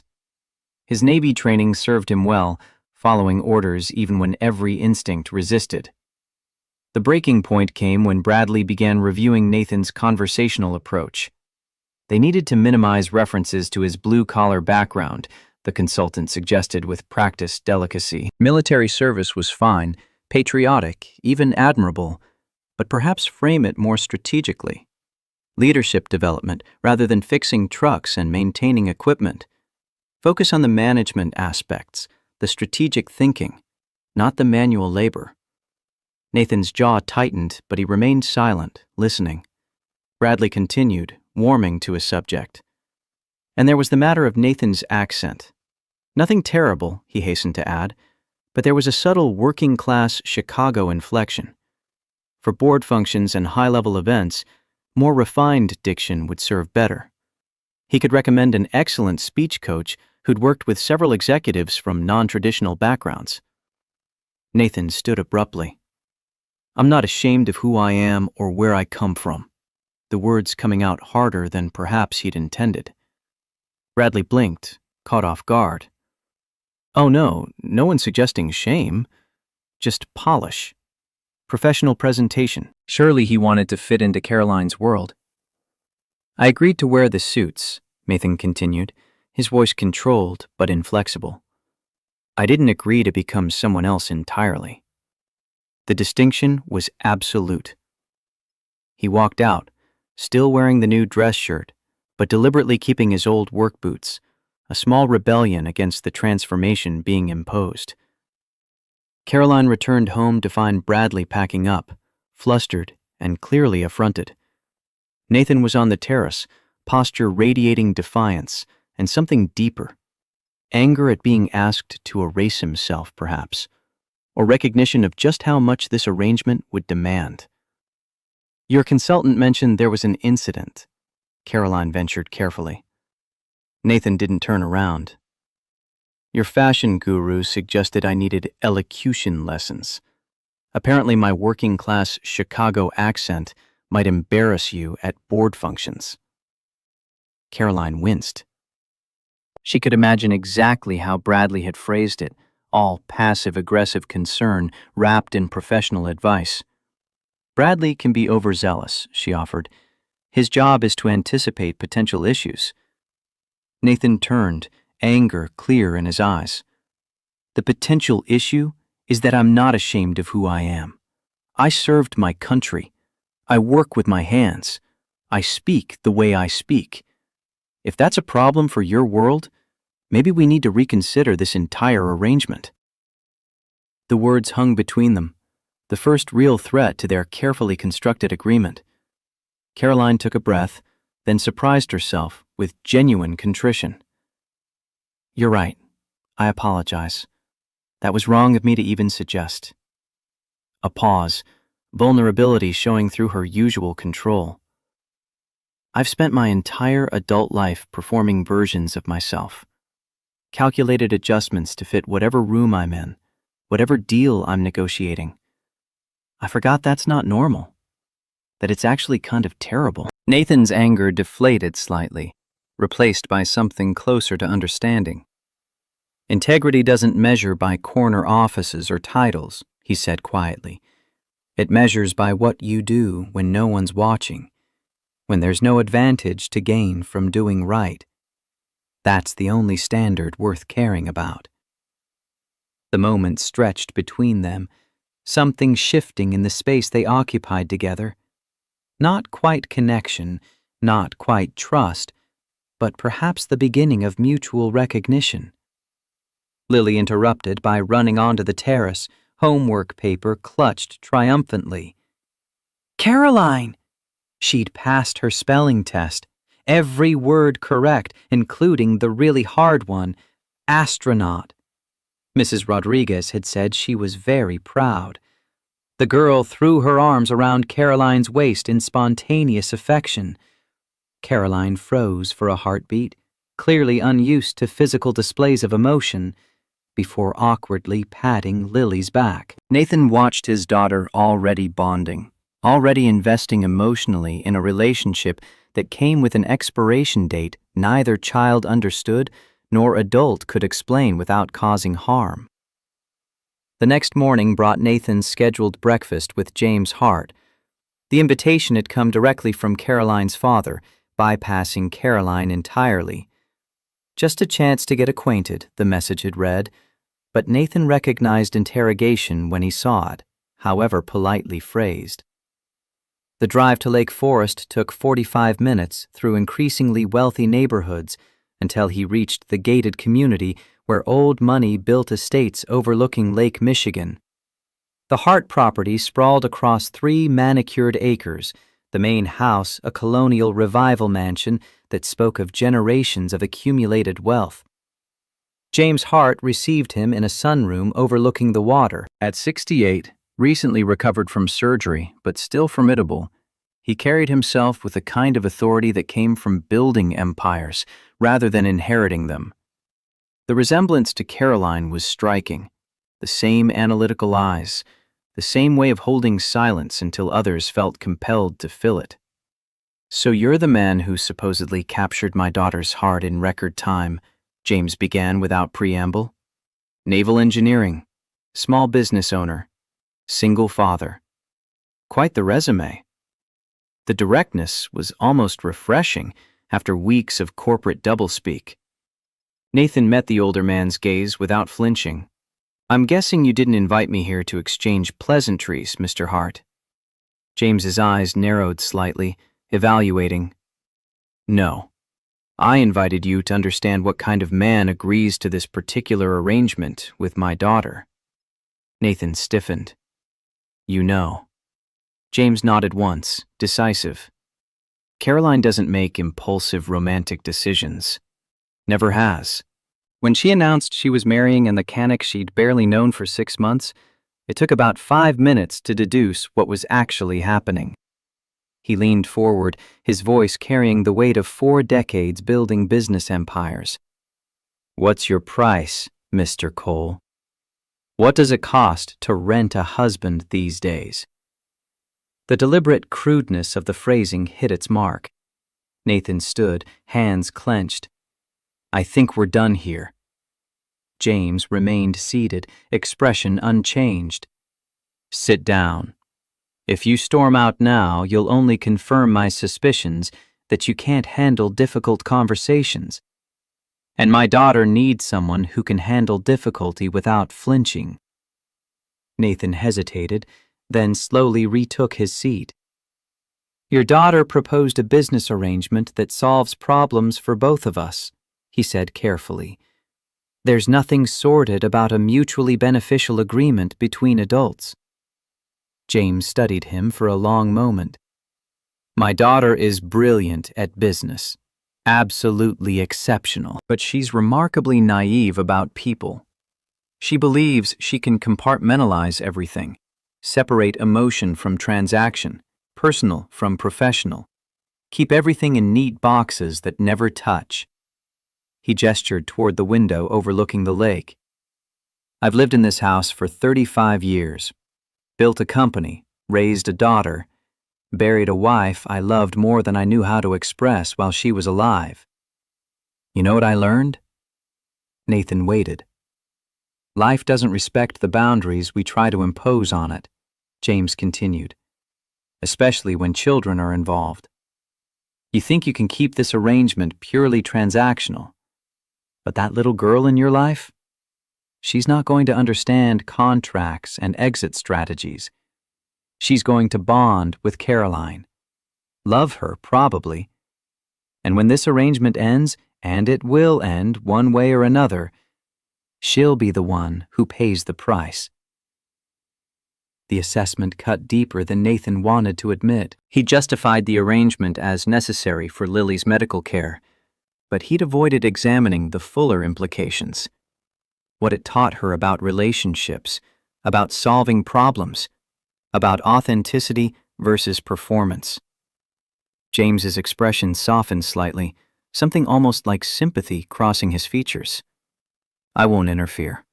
Caroline makes her own decisions and always has, even when I wish she'd listen to counsel. But understand this clearly. If you hurt my daughter, contract or no contract, intentions or no intentions, there will be consequences. I've spent 40 years protecting what I built. That includes protecting her. Nathan met the older man's gaze steadily. I have no intention of hurting anyone. We've been very clear about the parameters of this arrangement. James's smile held no warmth. No one ever intends to cause harm. And yet, he stood, moving to the window. Let me tell you something about intentions versus reality. My marriage to Elizabeth, Caroline's mother, started as a pragmatic arrangement. Two wealthy families wanting to strengthen business ties. She was 22, I was 25. Neither of us wanted it. He pulled a photo from his desk, showing it to Nathan. A young James and a beautiful woman in wedding attire, their smiles stiff and forced. Nothing of genuine joy in the image. Took us 3 years before we actually fell in love, James continued. 5 years before we admitted it to each other. Then we had 15 years of genuine happiness before cancer took her. He set the photo down carefully. Life doesn't respect our plans, Mr. Cole. Sometimes the best things start in unexpected ways. Sometimes arrangements become real, but only if you're honest with each other and with yourself about what's developing. Nathan absorbed this revelation, recalibrating his understanding of both James and Caroline. The older man wasn't threatening him or judging him. He was offering hard-won wisdom from someone who'd walked a similar path decades earlier. One more thing, James added. Derek Vaughn is presenting his case to the board tomorrow at 2 p.m. He's gathered evidence about your arrangement, financial transfers, timeline coincidences, testimony from household staff. Caroline will be blindsided. He specifically arranged this to catch her off guard when she can't prepare. Nathan's chest tightened. Why are you telling me this? Because I loved my wife, James replied simply. And I love my daughter. Your arrangement may have started this business, but I see how Caroline looks at you when she thinks no one's watching. And I see how you look at her. Maybe there's something real trying to emerge from this strategy you've constructed. Maybe it's worth fighting for. That's your decision to make. But you deserve fair warning of what's coming. Friday afternoon arrived with autumn sunshine and nervous energy. The Cook County Courthouse ceremony was scheduled for 2 o'clock, maximum efficiency with minimum sentimentality. Lily wore a blue dress she'd picked herself from Target, insisting it was perfect because it had pockets and also twirled when she spun. She carried a small bouquet of daisies, taking her role as flower girl with absolute seriousness. Morgan stood beside Caroline, expression carefully neutral, but eyes communicating volumes. James sat in the second row, his presence carrying weight beyond mere attendance. Nathan's friend Mike from the Veterans Automotive Training Program had come, along with Mrs. Rodriguez, who'd insisted on being there to see Lily's big moment. The judge's routine words carried unexpected heaviness. Nathan found himself listening to vows he'd spoken once before with genuine love, now repeating them as contractual obligation. Caroline's voice remained steady, but something in her eyes suggested she felt the weight too, the gap between the words' traditional meaning and their current purpose. The kiss came at the judge's instruction, brief and chaste, performed for the small audience and legal requirement. But something electric passed between them in that moment of contact, a current neither had anticipated. Both noticed. Both chose to ignore it, filing it away as an anomaly requiring no examination. The small reception afterward took place at the penthouse. Catered finger foods, champagne for adults, sparkling cider for Lily. The intimate group maintained their pretense, raising glasses to the happy couple while carefully avoiding eye contact that might reveal too much knowledge of the truth. Morgan's toast walked a careful line. To Caroline, the smartest person I know. And to Nathan, a brave man taking on quite the challenge. Her eyes held private meaning Caroline couldn't quite decipher. James offered his own words. To new beginnings. Sometimes they surprise us in ways we don't expect. The cryptic phrasing could mean anything or nothing. Mrs. Rodriguez spoke with simple genuineness. To a beautiful family. Lily deserves all the happiness in the world. Her words carried no hidden meaning, just sincere hope that made Nathan's chest ache with the deception they were performing. Lily charmed everyone who'd listen, showing her rock collection and explaining the difference between igneous and metamorphic formations with 6-year-old authority. She was completely content, glowing with the attention and celebration, unaware of the complexity surrounding the day's events. Nathan found Caroline alone on the terrace while the party continued inside. Your father thinks we're making a terrible mistake, he observed, watching the sun set over Lake Michigan. Caroline didn't turn from her contemplation of the water. He expressed similar concerns to me, but he's also a pragmatist. He understands what's at stake, with Sterling, with the board, with everything I've built. Nathan pressed the question he'd been avoiding. Is it worth it? All this deception just to satisfy some outdated expectations about what a CEO should look like? Caroline finally faced him, something fierce flashing in her eyes. It's not just about Sterling's investment. It's about maintaining control of my company. My father built Hart Technologies from nothing, poured his entire life into creating something that would last. I won't be the one who loses it because of corporate politics and gender bias. She paused, her voice intensifying. Sometimes you have to play their game to change the rules. You have to get inside the system before you can dismantle it. The conviction in her words revealed more than perhaps she'd intended.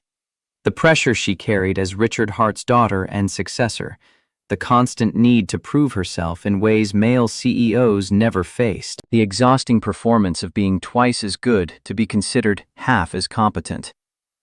For the first time, Nathan saw beyond the polished corporate facade to the woman underneath, determined, yes, but also carrying weight that would crush someone less resilient. Protecting a legacy at any cost because the alternative meant admitting defeat to forces that shouldn't have power in a rational world. Tuesday evening brought their preview dinner with Sterling investment representatives. Not the full board yet, just Richard and Patricia Sterling, along with their CFO and legal counsel. An intimate gathering designed to assess the new family situation before committing fully to the investment. The Peninsula Hotel's private dining room offered traditional American fine dining in an atmosphere designed to put everyone at ease while maintaining proper formality. Nathan wore one of his new suits, Brooks Brothers navy, that fit well enough he almost forgot it wasn't his clothes. Almost. Patricia Sterling led the initial conversation, asking polite questions designed to evaluate while seeming merely friendly. How did automotive work compare to Nathan's Navy engineering experience? Nathan answered honestly. The fundamentals remained the same regardless of context. Diagnose the problem, identify the solution, execute the repair. The Navy had taught him systems thinking, understanding how each component affected the whole, how failure in one area cascaded through everything else.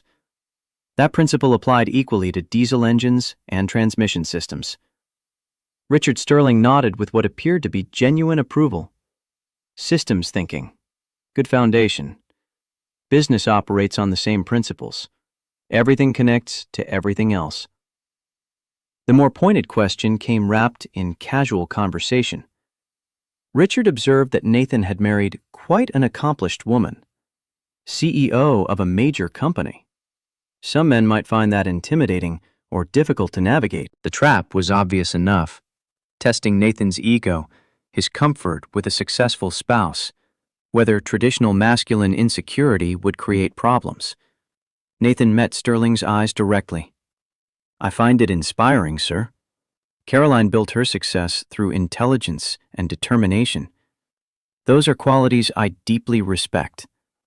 I may repair engines, but I recognize exceptional engineering when I see it, whether in machines or business strategy. Caroline's hand tightened on his under the table, a small gesture of gratitude that felt more real than strategic.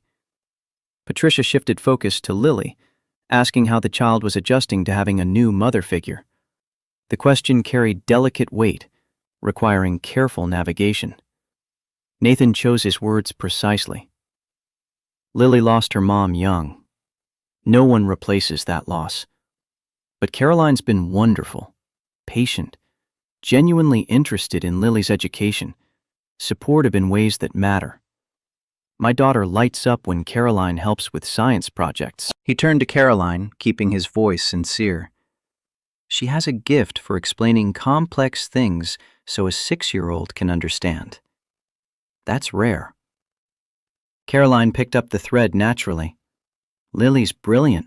Yesterday she explained orbital mechanics using tennis balls and a flashlight. I learned as much from watching her think through the problem as she learned from the demonstration.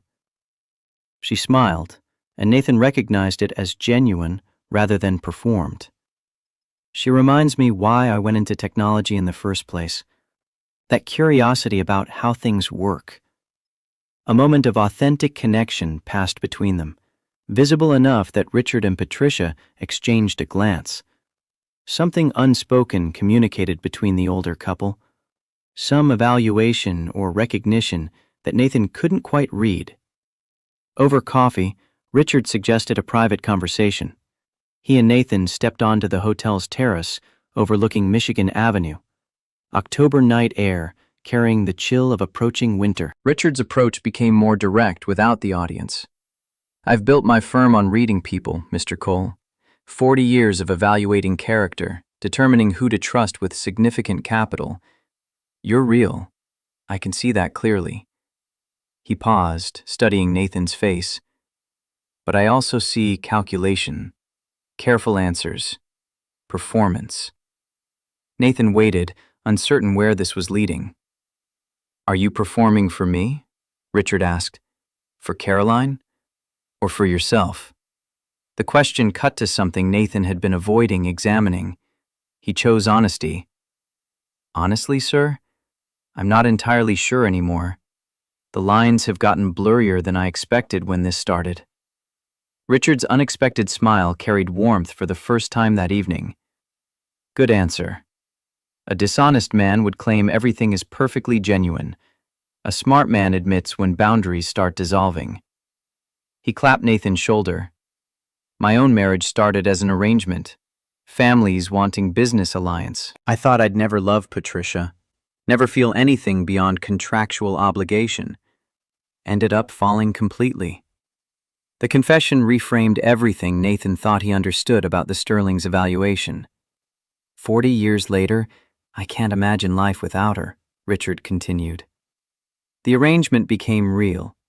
It happened slowly at first, then all at once, like waking up one day and realizing the performance had become truth somewhere along the way. He looked Nathan in the eyes. Whatever started your arrangement, pay attention to what it's becoming. Because I see how Caroline looks at you when she thinks no one's watching, and I see how you look at her. Maybe there's something real trying to emerge from your strategy. Nathan's heart pounded. Was it that obvious? Were they that transparent? Or was Richard seeing what he wanted to see, projecting his own experience onto their situation? Richard delivered his final message. Sterling Investment will approve the deal. Paperwork will be finalized next week. Congratulations on securing your wife's company's future. He paused. And congratulations on your marriage. I hope it brings you both what you need, whether that's what you originally planned or something you never anticipated. They rejoined the group, the evening concluding with handshakes and promises of future dinners once the investment was formalized. In the car afterward, Caroline allowed herself a moment of triumph, tension releasing from her shoulders. It's working, she said, wonder in her voice. They loved you. Did you see Mrs. Sterling's reaction when you talked about Lily's science project? That personal connection was exactly what we needed. Nathan nodded, but Richard's words echoed in his mind. The lines between performance and reality were blurring. He'd noticed it happening, had tried to ignore it, but the older man's observation made it impossible to deny. Something was shifting between them, something neither had planned for or could easily control. The following Saturday brought an unexpected development. Nathan was scheduled to work late at the garage on a complex engine rebuild. Mrs. Rodriguez, their usual backup for childcare, was visiting her sister in Milwaukee.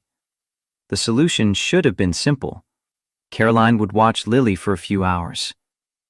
But Caroline hesitated, clearly uncertain about managing a 6-year-old alone for an extended period. Lily solved the problem by requesting a baking lesson. She'd seen a show about making cookies and wanted to try. Caroline, who hadn't baked since her mother taught her decades ago, found herself agreeing before fully thinking it through. Nathan returned home around 7 to find the kitchen transformed. Flour dusted every surface.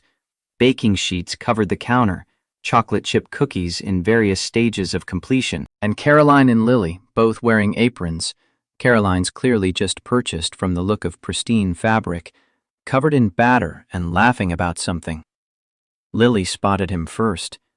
Daddy, we're making cookies. Caroline's teaching me fractions using measuring cups. See, 1/2 + 1/2 makes 1 whole. The girl's face glowed with happiness beyond anything Nathan had seen in months. Caroline looked up, flour smudged on her cheek, hair slightly messed in a way her corporate self would never allow. She actually looked relaxed. Lily mentioned wanting to bake, she explained, falling into her characteristic justification pattern. I remembered my mother teaching me this way. It's a practical application of mathematical concepts. Nathan couldn't help smiling at the very Caroline approach of finding educational value in simple enjoyment. "Smells great," he offered. "Do you need any help?" Lily shook her head emphatically. "This is girls' baking time. Daddy can taste test when we're finished, but the actual baking is just for us girls." The casual designation hung in the air, girls' baking time, placing Caroline in a maternal category without hesitation or question. Lily had unconsciously created a framework that positioned Caroline as her mother figure, a development neither adult had anticipated or prepared for. Later that night, after Lily had finally gone to sleep, Nathan found Caroline in the kitchen finishing the cleanup. She'd changed from the apron, but still had traces of flour on her expensive loungewear. He thanked her for spending the afternoon with Lily. His daughter had clearly enjoyed every moment. Caroline rinsed a mixing bowl, her movements unusually contemplative. "She's remarkable. Her mathematical intuition is genuinely advanced for her age. The way she grasped fraction concepts without formal instruction was impressive." Nathan leaned against the counter. "We need to talk about boundaries, about how attached Lily's getting." Caroline set the bowl down, her expression becoming serious. "I've noticed." The girls' baking time comment was definitely concerning. "She's categorizing our relationship in ways we didn't anticipate." "This is exactly what my father warned about," Nathan said.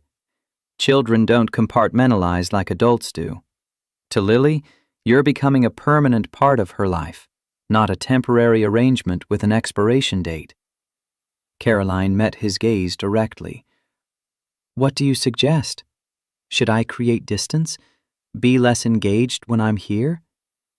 The questions held no defensiveness, just genuine concern about the right approach. Nathan sighed, running a hand through his hair. "I don't know. Pulling back now might hurt her just as much. We've created an impossible situation where every option has the potential to cause harm." Caroline was silent for a long moment. "Perhaps we need to focus on being authentic in the moment, rather than trying to control outcomes we can't predict. I can spend time with Lily without encouraging specific role expectations. Just be present, without performing motherhood or strategizing about implications." The analytical approach was so characteristic that Nathan almost smiled despite the gravity of their discussion.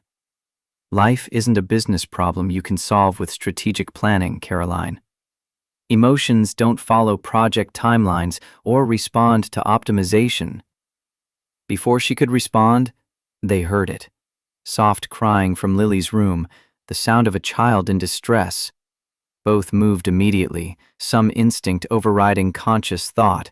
They rushed to the bedroom to find Lily sitting up in bed, tears streaming down her face, clutching her stuffed astronaut.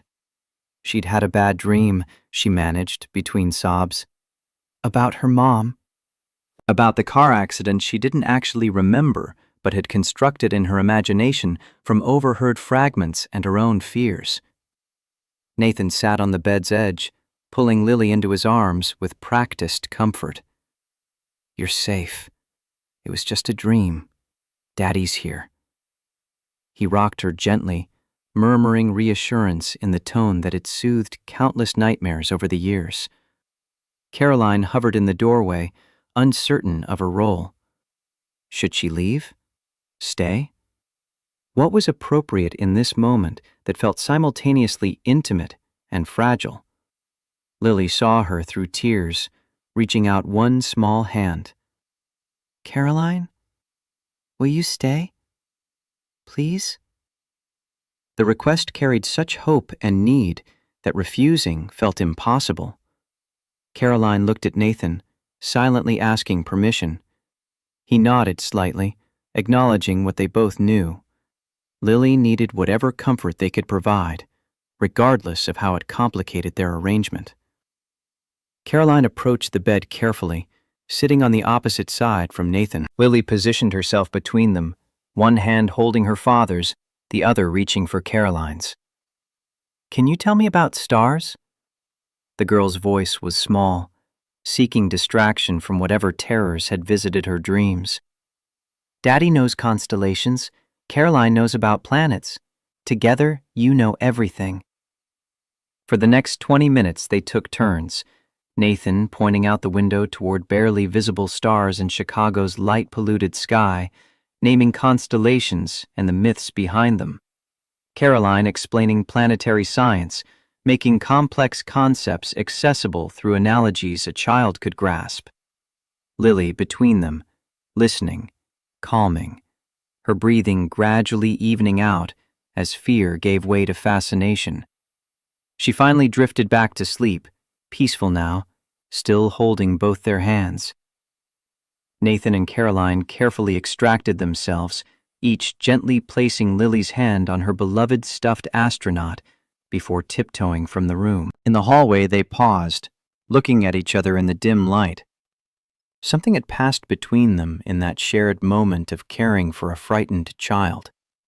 Something that transcended their contract and made pretending increasingly difficult. Nathan whispered first, "We've created an impossible situation." Caroline's response came just as quietly, "I know." Neither was sure what to do about it. The admission hung between them, acknowledgement without solution, recognition without resolution. They returned to their separate bedrooms, the penthouse suddenly feeling both too large and too small for the complexity of what they'd built.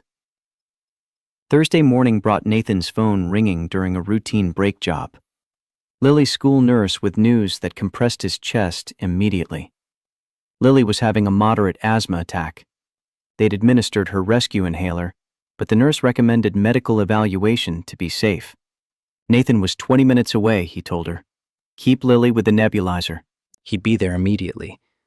He hung up and immediately called Caroline, breaking his own rule about interrupting her during work hours. She answered during a board meeting, something she never did.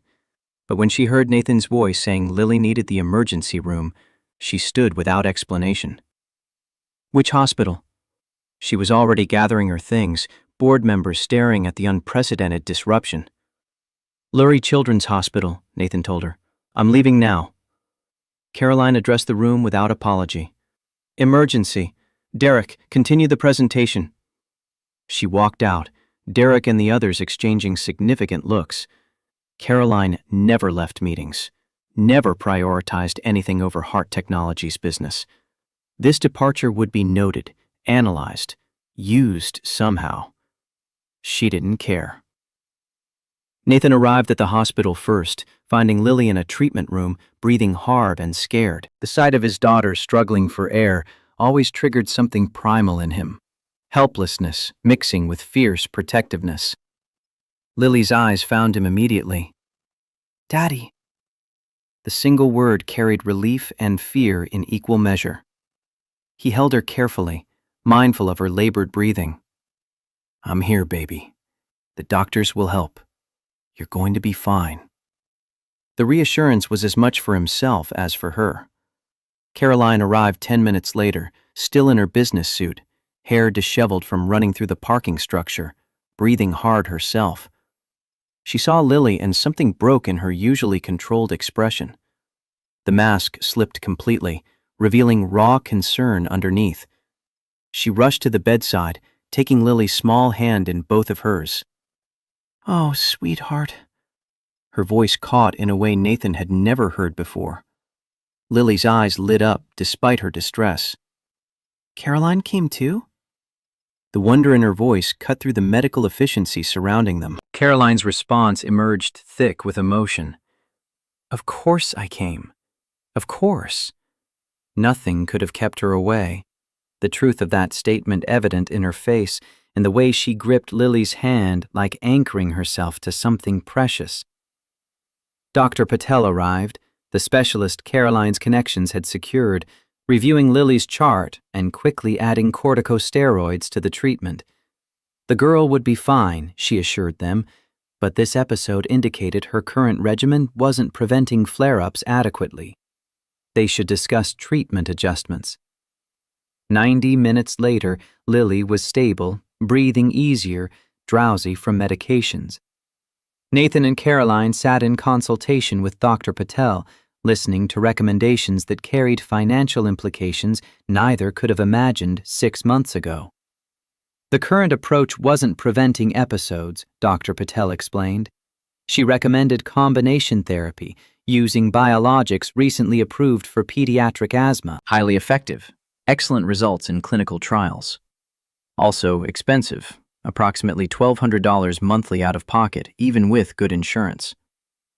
Nathan started calculating automatically, the old habit of measuring costs against impossible budgets. But before he could speak, Caroline had already answered. Start immediately, whatever Lily needs. Her voice left no room for negotiation or consideration of expense. Dr. Patel nodded, making notes. She'd write the prescriptions. They should see significant improvement within weeks. After she left, Nathan and Caroline sat beside sleeping Lily in the quiet hospital room. Nathan finally spoke. Thank you for everything. The insurance that made this possible, Dr. Patel, being here, all of it. Caroline watched Lily's peaceful face, her voice distant.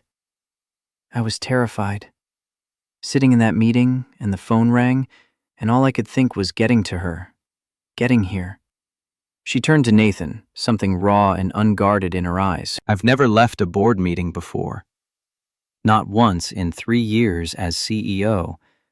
But I heard your voice, and nothing else mattered except making sure she was okay. She paused, seeming to struggle with articulation. This isn't... our arrangement specifies certain obligations, but what I felt wasn't obligation, it was... She couldn't finish the sentence, because she didn't know how to classify what she'd felt. Genuine fear. Real terror at the thought of Lily seriously hurt. Emotions that had no place in their contractual relationship. Nathan reached across the space between their chairs, his hand finding hers. I know. I felt it too. The fear wasn't performed or strategic. It was real. As real as anything he'd ever experienced.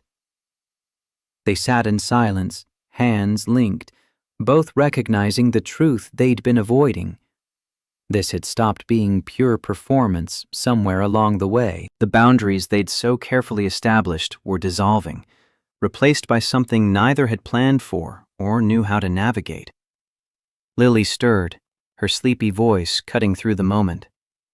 Are you both still here? The question carried such hope that answering felt inevitable. Yes, sweetheart, they replied in unison, the coordination unconscious. We're here. Lily smiled, eyes drifting closed again. Good.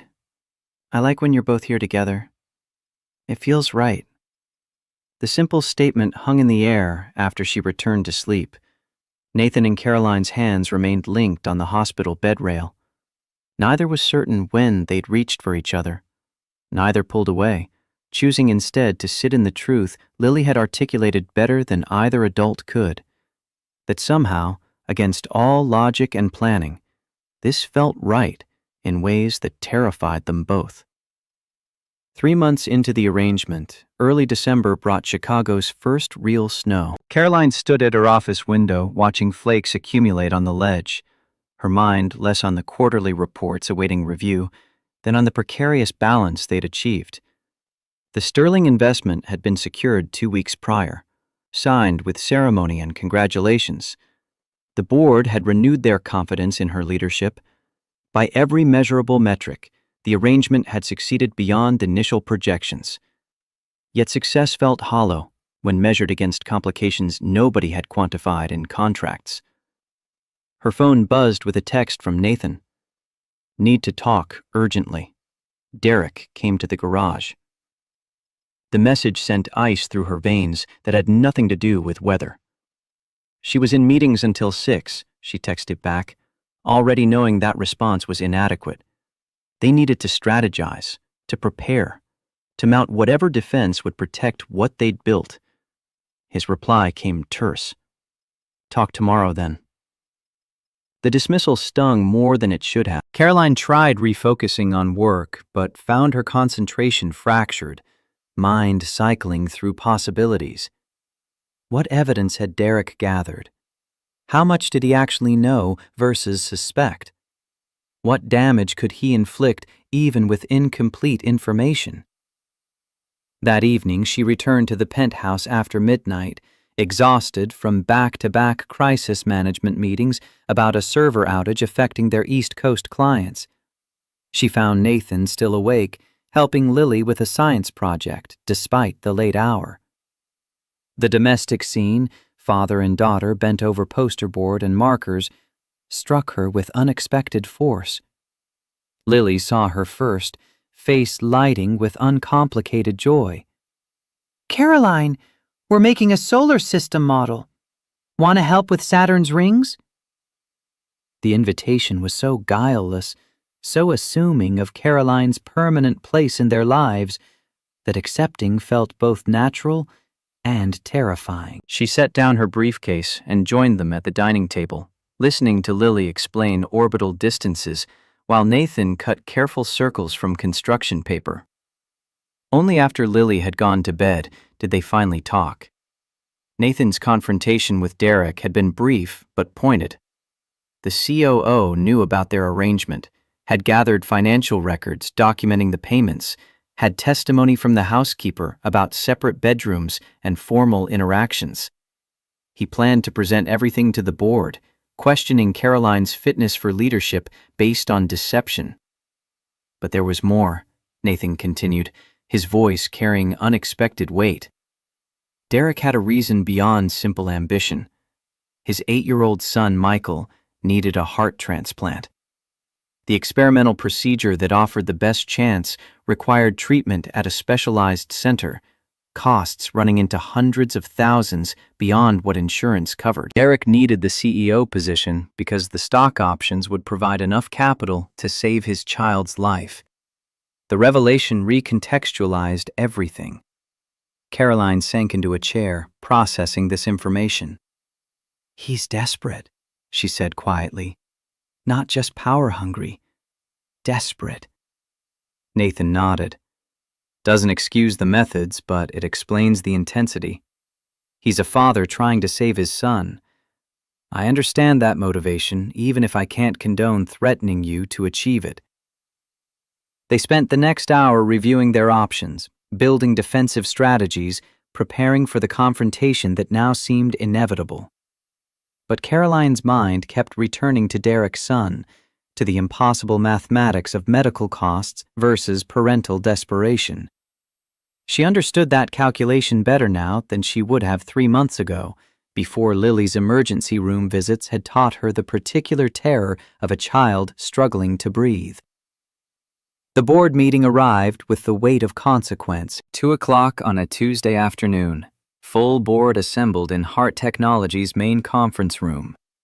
Caroline had spent the morning delivering her quarterly presentation, numbers strong enough to deflect most concerns. Then Derek requested the floor. His evidence was comprehensive and damning. Financial transfers to Nathan documented in meticulous detail, timeline analysis showing how conveniently the marriage had solved Caroline's sterling problem.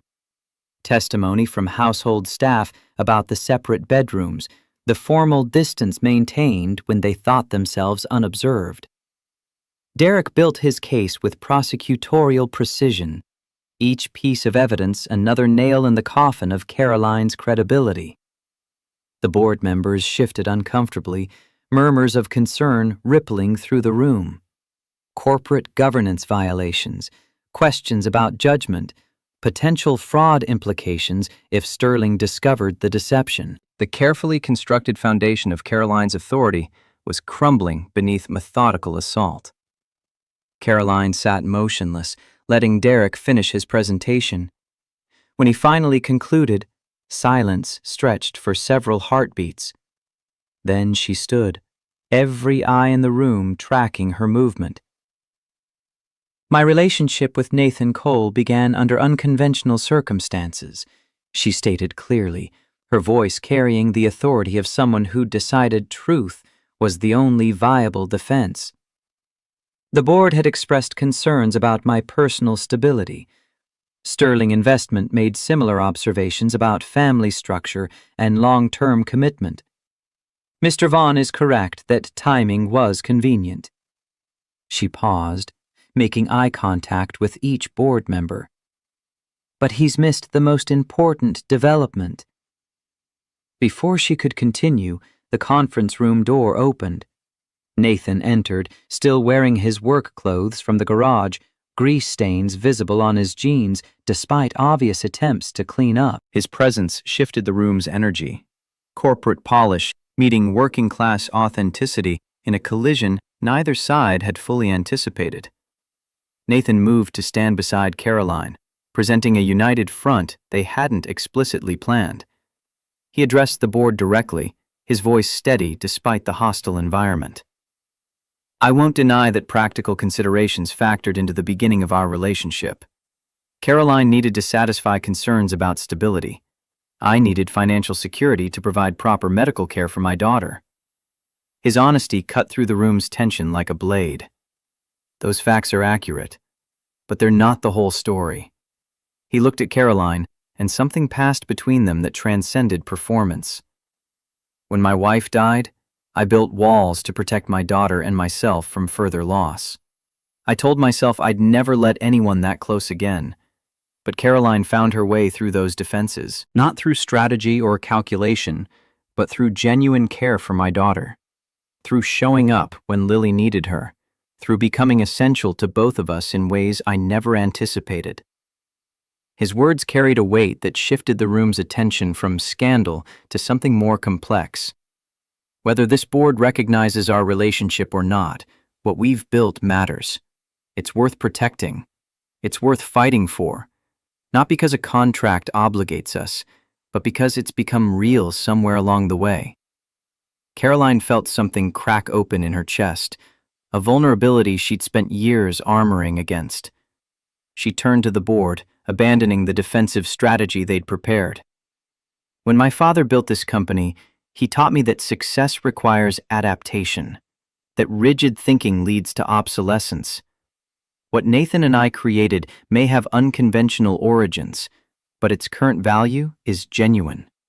She looked at Derek, her voice firm. You've spent so much energy exposing how we began that you've missed what we've become. That's the same limited vision that makes you unsuitable for leadership, seeing only historical data instead of recognizing evolution in real time. The counterattack landed, shifting focus from their arrangement to Derek's fitness for the position he coveted. Board members' expressions changed, recalibrating their assessment of the situation. James Hart spoke next, his authority as founder carrying particular weight. Derek, in your enthusiasm to discredit Caroline, you've admitted to surveillance of employees, invasion of privacy, and bribing household staff for information.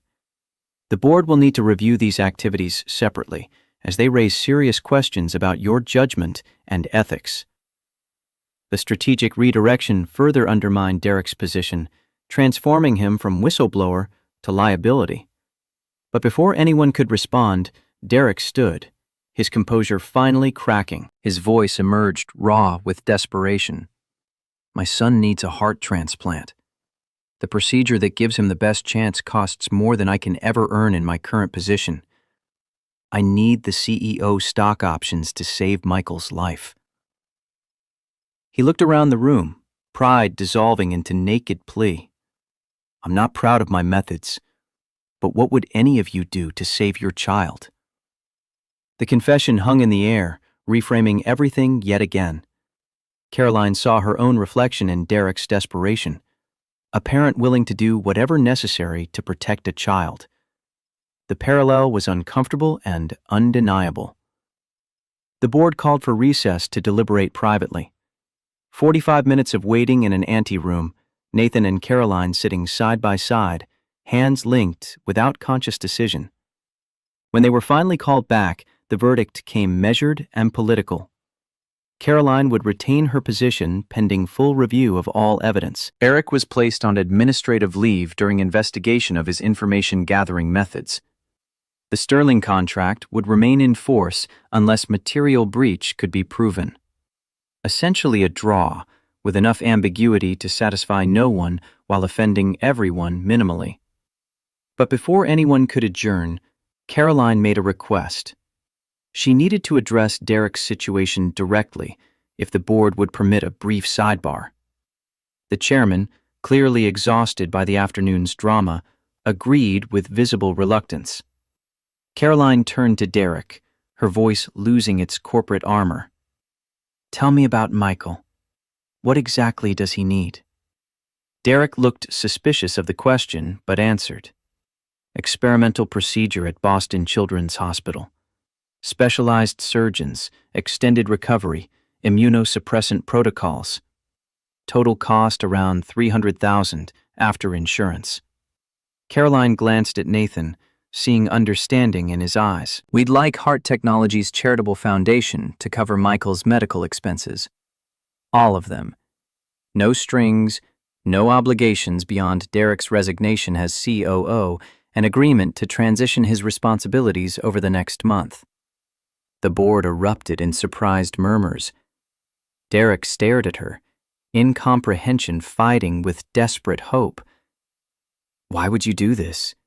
After what I tried to do?" "Because I understand desperate fathers trying to protect their children," Caroline replied simply. "Because kindness isn't weakness.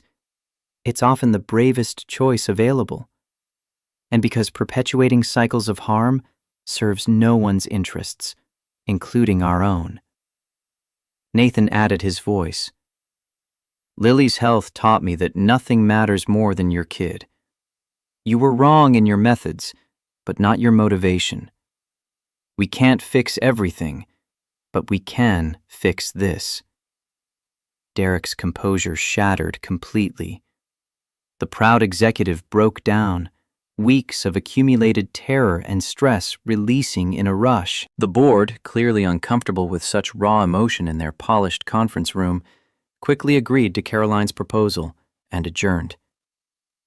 In the aftermath, as people filed out exchanging significant glances, Nathan and Caroline remained seated. The confrontation had stripped away pretense, forced authenticity neither had planned to display. They defended their arrangement by acknowledging it had transcended its origins, had become something neither could easily categorize or control. 2 weeks later, Caroline found herself on the penthouse rooftop garden, an outdoor space she rarely used, but Nathan had insisted on preparing for tonight. December evening cold bit through her coat, but strings of lights provided warmth beyond their illumination. He'd asked for a date night, something so far outside their arrangement's parameters that agreeing had required conscious choice. Lily was staying with Mrs. Rodriguez for the evening, giving them privacy neither had sought, but both perhaps needed. Nathan had arranged simple decorations, blankets against the cold, the Chicago skyline providing its own spectacular backdrop. No elaborate romance, just quiet intimacy that felt more meaningful than grand gestures. "I need to ask you something real," Nathan began, his breath visible in cold air.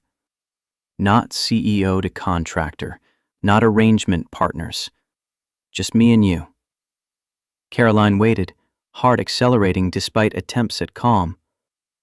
"These past months, living with you, watching you with Lily, seeing who you are beneath all the armor you wear to work. I've fallen in love with you." The declaration emerged simple and direct, carrying the weight of truth without embellishment. Caroline's first instinct was retreat into analysis, into questioning whether emotions developed within artificial constructs could be genuine. But Nathan continued before she could deflect. "I know because of how I feel when you're not performing. When you bring almond croissants and teach fractions using measuring cups. When you rush from board meetings because Lily needs you. That's who I love. the real person beneath the strategic thinking. Caroline felt tears threatening, an unusual loss of control. How do you know it's real? We've been playing roles for so long. What if we only work because of the structure, the defined parameters? Nathan stepped closer, his hands finding hers. I know because of moments like Lily's asthma attack. The terror in your eyes wasn't strategic. The way you've slowly stopped performing around us, how you've let us see the person you are when you're not proving anything to anyone. Caroline's voice emerged small, vulnerable in ways she rarely allowed. What if you realize I'm not worth it? That underneath all the success and capability, I'm just scared and lonely and have no idea how to actually be in a relationship. Then we figure it out together, Nathan replied.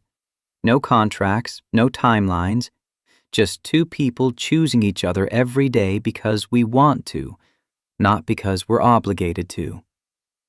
He pulled a small box from his pocket, opening it to reveal a simple silver band. Nothing extravagant, just honest craftsmanship. I know you have jewelry worth more than this, but I bought this with my own money. As Nathan asking Caroline, not as part of any arrangement. Will you marry me? For real this time? Caroline looked at the ring, at the man offering it, at the life they could choose instead of the one they'd constructed. The answer emerged through tears. Yes. But I want to do it right. Real wedding, real vows, real choice. Their kiss held none of the restraint from their courthouse ceremony. Just two people who'd found unexpected love in the strangest circumstances, choosing to make it official, not because anyone demanded it, but because they genuinely wanted forever together. 6 months later, June sunshine sparkled off Lake Michigan at the Hart family estate. 30 guests gathered on the private beach, an intimate ceremony that bore no resemblance to their efficient courthouse transaction. Lily served as flower girl again, this time in a dress she'd helped Caroline pick, her joy uncomplicated by confusion about what was happening.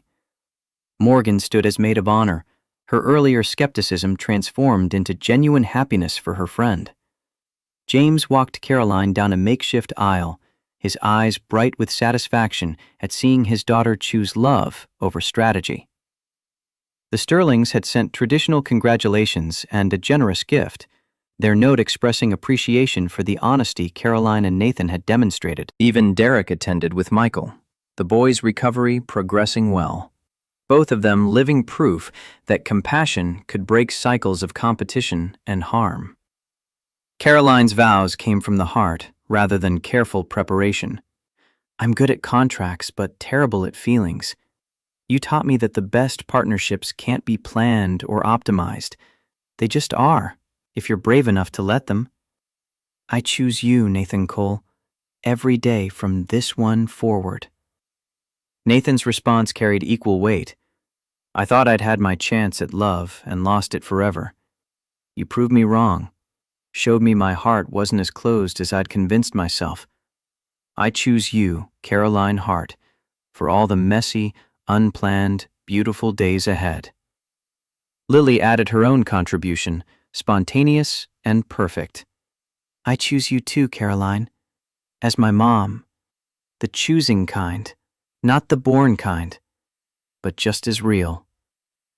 Not a dry eye remained among the witnesses. James offered a toast about unconventional paths, sometimes leading to the most meaningful destinations. Morgan spoke of watching Caroline become fully herself for the first time in 15 years of friendship. Derek's brief words acknowledged the grace that had saved his son and taught him about leadership beyond ambition. The reception was small and genuine, dancing on the beach as the sun set, Lily positioned between Caroline and Nathan for their first dance as a real family. The song was admittedly cheesy, the choreography non-existent, their laughter as they stepped on each other's feet absolutely authentic. Later, as guests began departing, Caroline stood with Nathan, watching Lily play with Michael at the water's edge, both children healthy and happy in ways that had seemed impossible months earlier. This started as the most practical decision I ever made, Caroline observed. Pure strategy, clear objectives, defined outcomes. Nathan's arm came around her waist and became the best decision you ever made for completely different reasons. She leaned into him, feeling truly home in a way that had nothing to do with addresses or square footage. "Best contract I never finished," she murmured. Nathan laughed. "Technically, we voided that one entirely." "Best decision, then," Caroline amended. "Best choice." "Agreed," Nathan replied, pulling her closer. "Now let's go make sure our daughter doesn't convince Michael that jellyfish are friendly." They walked toward the children together, the setting sun painting everything gold and perfect. Not because they'd planned it that way, but because sometimes the most extraordinary things emerged from the most unlikely beginnings. Sometimes arrangements became real. Sometimes business deals transformed into love stories. And sometimes, if you were brave enough to let go of control, life surprised you with exactly what you needed in forms you never anticipated. The unconventional merger had succeeded beyond any metric they'd originally defined. Not because it satisfied board requirements or secured investments, but because it had built something genuine from strategic foundations. A family created through choice rather than obligation. Love that emerged from transaction but transcended its origins entirely.